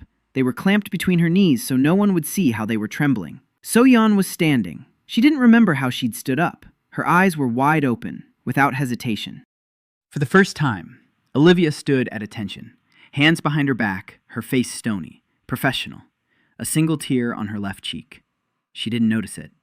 In the evening, the roof of the pavilion, the very one the dean had promised him, Junho sat on a roof tile with a blanket draped over his shoulders. He was looking at the moon. A minute later, Ha-eun sat down next to him, with 2 cups of tea, silently. Then, Mireille arrived. She placed her sword on her lap. She sat down on the other side. Emily Carter scrambled up the wall, cursing at the hem of her dress. She'd shown up at the tournament that afternoon. She'd slipped past security. She'd sold 3 sets of notes and bribed the guard. She'd watched the final. After the final, she approached Junho. She began making a business proposal regarding representation rights in his name. He cut her off. He asked if she'd had breakfast. Without a word, he shared Yuna's roll with her. Emily had spent half the day sitting on the windowsill, unable to understand why half a roll made her want to cry. Now she was sitting on the roof with the others. So-young showed up. She didn't even remember how. She just suddenly found herself there. Olivia came in uniform, on duty, and stayed. Yuna dragged over a basket of dumplings. No one spoke. The academy hummed below. Somewhere far away in the mountains, the rift hummed quietly. The panel flashed. For the first time all day. Not progress, not percentages, just one line. Attention. Connection to the origin point is weakening. Junho looked at those words, then at the moon, then at the 6 girls around him. He yawned. He said aloud, "You know, I think this is the first time in my whole life that I'm not running late for anything." The 6 girls realized at the same time that they didn't want him to ever go home. The moon hung over the roof. The dumplings were getting cold. The rift hummed. A year had passed. Junho lived in the cottage the president had assigned to him after the tournament. A small house on the outskirts of campus. 2 stories. A garden. An old tree by the entrance. Silence. Yuna cooked for him 3 times a day. Her salary was set at the same rate as that of an inner circle student. When the academy's treasurer summoned her and told her this, she stood before him in silence for a minute. Then she went into the kitchen. She closed the door. She didn't come out for 3 hours. When she emerged, her eyes were red, but the dough for that evening's dumplings was kneaded to perfection. A lot had changed over the past year. Ha-eun had stopped taking 3 sets of notes at once. She was now taking 2. That was progress. She came to the pavilion every evening. She brought tea. She sat on the veranda. Sometimes she read. Sometimes she just sat there. Once, Junho took all her scrolls from her, silently. He put them in the closet. He brought a futon. He spread it out on the veranda floor. He said she needed to sleep. He said that if the supervisor came, he would tell him that Ha-eun was meditating using his method. She lay down. Not right away. After 5 minutes of struggling with herself. She fell asleep 10 minutes later. She slept for 4 hours. She woke up and couldn't remember the last time she'd slept during the day. 2 months after that, her grades improved, because her brain was finally working. Mireille came over every day for lunch. She sat down at the table. She ate dumplings, slowly, just as he'd taught her. She began trying new dishes. Every day, Yuna cooked something different, and Mireille tried it. Rice cakes with honey, tofu soup, fried beans with garlic, braised pork with vegetables. She made a list, in her head, what she liked, what she didn't like, the first list of her life based on her own choices. So-yeon came down from the tower every day. She ate in the dining hall. Then she went back upstairs. Junho came to sleep on his mattress. She drew. They didn't talk. Or maybe they did. Sometimes she told him about the formations. He listened. Then he fell asleep. His body analyzed her drawings in his sleep. 6 months later, he understood the theory of formations better than most of the senior students. Not because he studied, but because he slept next to a genius. Olivia wrote reports to the Order every week. Each one contained a lie, a small one, a neat one, a professional one. The anomaly is stable. It poses no threat. Recommendation: continue observation. She knew that sooner or later the Order would send an inspection, that the lie would be exposed, that she'd be recalled, or worse. But every morning she sat down at a table in the dining hall. She ate porridge with an egg and green onions, and she decided she'd write the truth tomorrow. Tomorrow never came.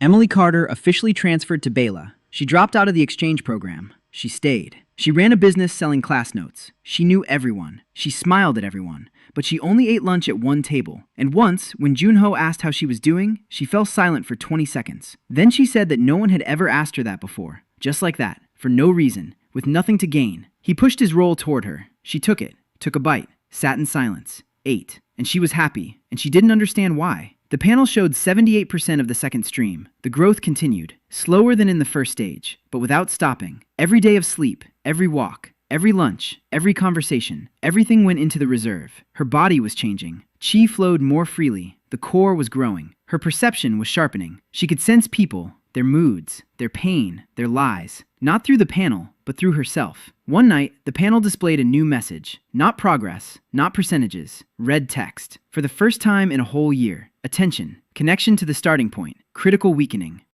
Upon reaching the limit of the current world, the soul will be fully integrated into the world of Qingyun. Return to the origin point will become impossible. Note, the physical body at the origin point is in a coma. Vital signs are declining. Junho sat on his bed in the pavilion. He read these lines. He reread them 3 times. His earthly body, in a coma, in a soul hospital, doctors, parents. His mother, who had said on the phone that he was working too hard, that he needed to get some sleep. He sat in the dark. For a long time. The panel flashed again. State of rest. Disrupted. Progress halted. He noticed. His hands were shaking. His heart was pounding. He was nervous. For the first time in a long time, the system shut down. Instantly. Without warning. He stopped being calm, and the system stopped working. He closed his eyes. He breathed. Slowly. Deeply. Like at morning roll call. He just breathed. 5 minutes. 10. His hands stopped trembling. His heart calmed down. The panel flashed. Green. Standby mode. Restored. Progress resumed. But the calm was fragile, like ice on a puddle in March. He could feel it. 2 months later, the expedition to the rift. The rector organized a team, the best students, led by instructor Kang, Ha Jin-woo, Mire, Junho, and 12 more fighters. The mission? Reconnaissance. The rift was expanding. The first creatures had begun to appear in the foothills. Small, weak. But this was just the beginning. In a year, the rift would open completely. The journey to the rift took 3 weeks. Mountains, snow, thin air. The chi grew denser with each passing day. Heavy, oppressive, distorted. The panel was working. It analyzed the environment. It displayed data. The density of anomalous chi, the percentage of distortion, types of creatures within a kilometer radius. Junho walked in the middle of the group. He slept in a tent. He ate what Yuna had packed for him. Dried meat, rice balls, pickled vegetables in a small pot. Every evening he unwrapped the bundle and ate slowly. The others watched. Their rations were tasteless. His food smelled like home. Mireille would sit down next to him. He shared it with her. They ate in silence. On the 20th day, the squad reached the rift. A crack in the rock, vertical, as tall as a 10-story building. Light emanated from it. Not warm, not cold, neither. Colorless light. Without temperature. Light from nowhere. The chi around the fissure was so thick it was hard to breathe. The soldiers stopped 100 meters away. Kang ordered them to set up camp. That night, Junho couldn't sleep, for the first time. He lay in his tent and stared at the ceiling. The panel flickered red. Warning. Proximity to the transfer point. Connection to the origin point. 17%. Once it reaches 0, return is impossible. He stepped out of the tent. Night. Stars. A greenish sky. The rift's fissure glowed in the darkness. Silence. Silence. He moved closer. 50 meters. 30. 20. The panel was screaming red. Connection. 14%. 12. 10. He stopped. He stood before the rift, and he saw. Not with his eyes, with something deeper. On the other side of the crack was his world. Earth. Soul. A hospital. A ward. A hospital bed. A body on the bed. Thin. Pale. Tubes. Monitors. His mom nearby. Asleep in a chair. Holding his hand. Even in her sleep. He stood before the rift and saw his mom. Her face, aged over the past year. Her hand on his. her lips moving in her sleep. She was saying something. He couldn't hear her, but he knew what it was. She was saying he had to wake up, that she needed him to wake up. Tears streamed down his face. The panel flashed red. Resting state. Critical malfunction. Progress reset. Abilities blocked. He didn't care. He cried before the rift between worlds, and for the first time, he thought of neither the system, nor progress, nor peace. He thought of his mom. Snow crunched behind him. Mireille. She hadn't been sleeping. She'd come out to find him. She stood 3 steps away, silently. Then she came closer. She stood beside him, shoulder to shoulder. She didn't speak. She didn't touching him. She just stood there. Haun came up behind her. She hadn't been sleeping either. She'd been watching him, as always. She stood on the other side. Then Kang. He didn't stand beside them. He stood behind them, at a distance, guarding them. Junho stood in front of the rift. 2 beside him, 1 behind. He was crying. Then he stopped. He wiped his face. He turned around. He walked back to the tent. He lay down, and he asked himself a question to which he didn't know the answer. If he reached the summit in this world, the rift would close forever. The continent would be saved, but he would never return home. He would never see his mother again. His body and soul would die. If he stopped, the rift would burst open. The continent would perish. Everyone would die. Yuna, Mireille, Haun, Soyeon, Olivia, Emily, Kang, even Jinwoo. Everyone. He lay in the tent. He didn't sleep until morning. Morning at the rift. Junho hadn't slept all night for the first time since he'd been in this world. He stepped out of the tent, sat down on a rock, and gazed at the mountains. The panel hung in the corner of his vision, dim, almost dead. Progress, 0. Abilities blocked. His state of tranquility was disrupted. He couldn't sense the chi. He couldn't sense the channels. He couldn't sense the core. He was just a human being, skinny, tired, frightened. Kang approached. He sat down beside him, silently. After a minute, he said that creatures had begun to emerge from the rift, at night, while Junho was standing in front of the crack. Small scouts. Kang killed 3. Jinwoo killed 2. But this was just the beginning. In a week, the big ones would come. In a month, an army. Kang looked at him. He said he didn't know what was going on, but whatever was tormenting Junho, he needed to resolve it quickly, because the continent needed every fighter. He stood up. He left. Junho sat on a rock. He thought. The choice before him was clear and cruel. Going home meant abandoning this world. Staying meant abandoning his mother. The panel was dead. The system wasn't working. He was too nervous, too afraid, too desperate to find a way out. And that was exactly what was sapping his strength. A paradox. To save the world, he needs peace. To find peace, he needs to accept loss. To accept loss, he needs to stop being afraid. But he was afraid. For 3 days, he was useless. He ate little, he didn't sleep, he walked like a shadow. The squad was on edge. Mireille would come up to him. She'd sit down beside him. She'd say nothing. She didn't ask questions. She didn't touch him. She was just there. Haun brought him tea in a camping mug. He didn't drink it. She wasn't offended. She left the mug and walked away. Jinwoo watched him from a distance. He didn't approach him, but every morning during training, he hit harder than usual, as if he were conserving his strength, or waiting. On the 4th day, Junho sat by the extinguished campfire, alone. It was early morning, cold, steam coming from his mouth. In his hands, a small tin box. That very one, the one from under the mat. He opened it, an old coin, a scrap of ribbon, a note with an address in Nanchong. The little bag of herbs was gone. He'd given it to Haun. He held the box and thought about the body's former owner, an orphan, 7 years without parents, 3 years at the academy where no one noticed him, and yet he lived on. Every day he got up, ate, breathed. Didn't give up. Not because he was strong, because he didn't know any other way. Junho closed the box, put it in his pocket, stood up, walked toward the rift, alone, unarmed, in a crumpled robe and slippers. He stopped 10 meters from the crack. Colorless light poured out of it. The chi was oppressive. It was heavy. It hurt. He stood there and looked.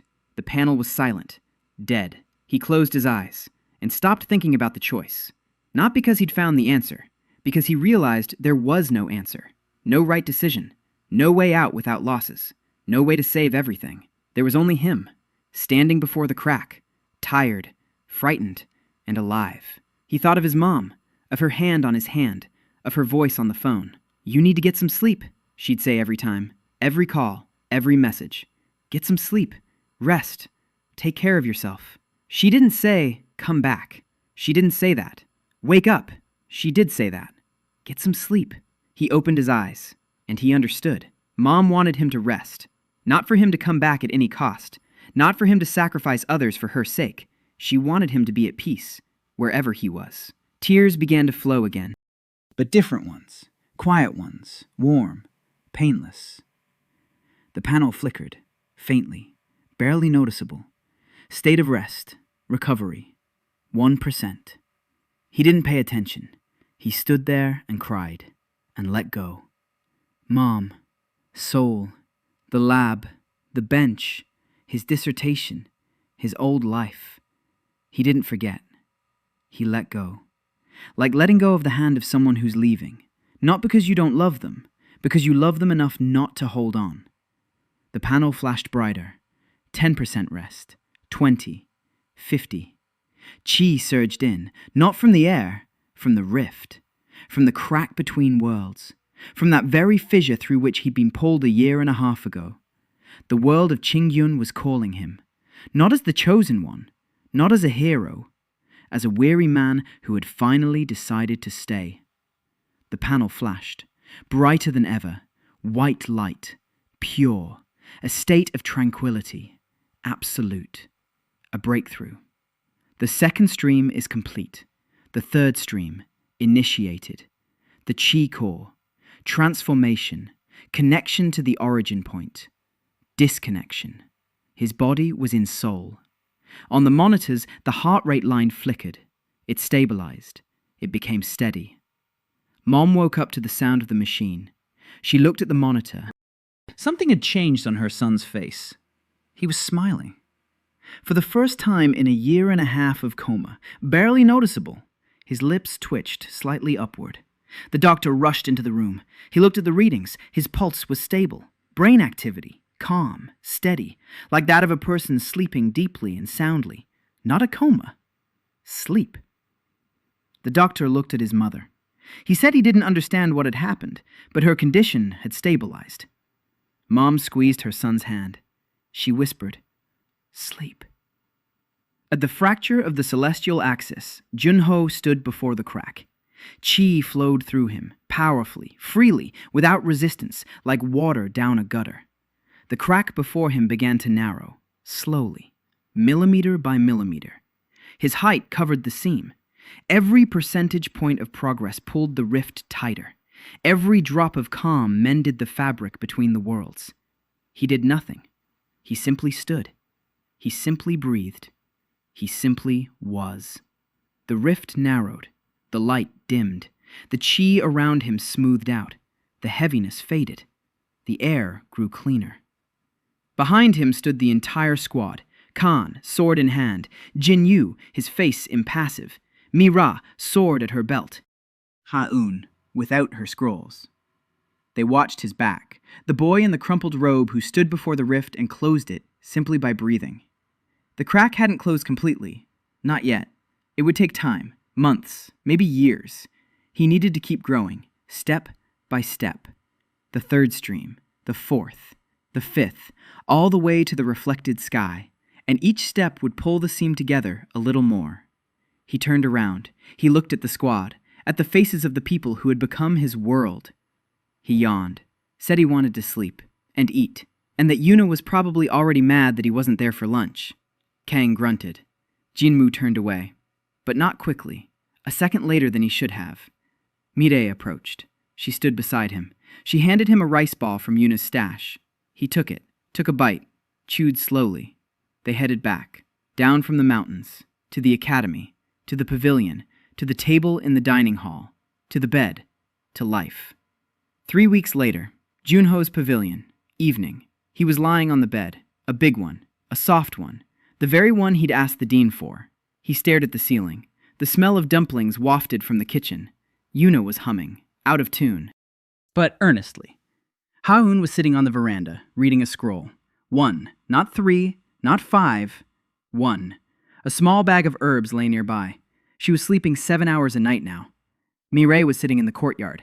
She was cleaning her sword, slowly, not according to the clan's schedule, on her own terms. She had written a letter to her father, a short one, saying she wouldn't be training for 18 hours anymore, that she would eat whatever she wanted, that her favorite food was dumplings. There had been no reply yet. Soyeon came down from the tower, with a blueprint, finished, the formation she'd been drawing for 2 years, complete. She placed it on the table in front of Junho and said it was for him, a protected formation for the pavilion, so that no one could wake him without permission. Olivia wrote her final report to the Order, honest, for the first time. She wrote that the subject was not a threat, that the anomaly was of natural origin, that she recommended lifting surveillance, and that she was staying at the academy, not out of duty, by choice. Emily was sitting on the windowsill, eating a bun, her own, a whole one, not half. She no longer made business proposals. She just came by. She sat, she chatted, she was silent. She was there. Yuna came out of the kitchen, wearing an apron, with flour on her cheek, as always. She set a plate of pelmeni on the table, 7 servings, 6 for the girls, 1 for him. His serving was larger. She sat down at the table, next to everyone, not behind the counter, not in the kitchen, at the table. They ate, together, quietly. Crickets chirped in the courtyard. The wind rustled the leaves of an old tree. The moon rose above the pavilion's roof. Somewhere far to the north, the fault of the celestial axis was slightly narrower than yesterday, slightly quieter, slightly calmer. The panel flickered, quietly. In the corner of his vision, a state of calm, absolute. Cultivation progress, plus 0.8%. High-quality sleep, recommended. Junho finished his dumpling, the last one. He licked his chopsticks. Yuna grimaced. He smiled. He stood up. He walked over to the bed. He lay down. He closed his eyes. 6 girls were sitting at the table. They looked at him, then at each other.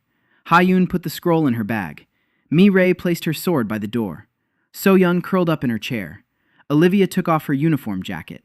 Emily tucked her legs under her on the windowsill. Yuna washed the dishes. Quietly, so as not to wake him. They stayed.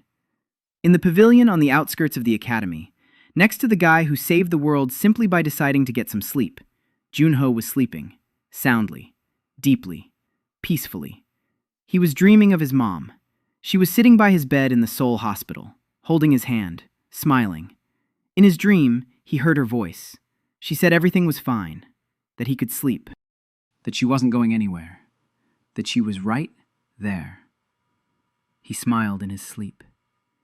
In Seoul, on a hospital bed, his body smiled too. His mother squeezed his hand and fell asleep beside him.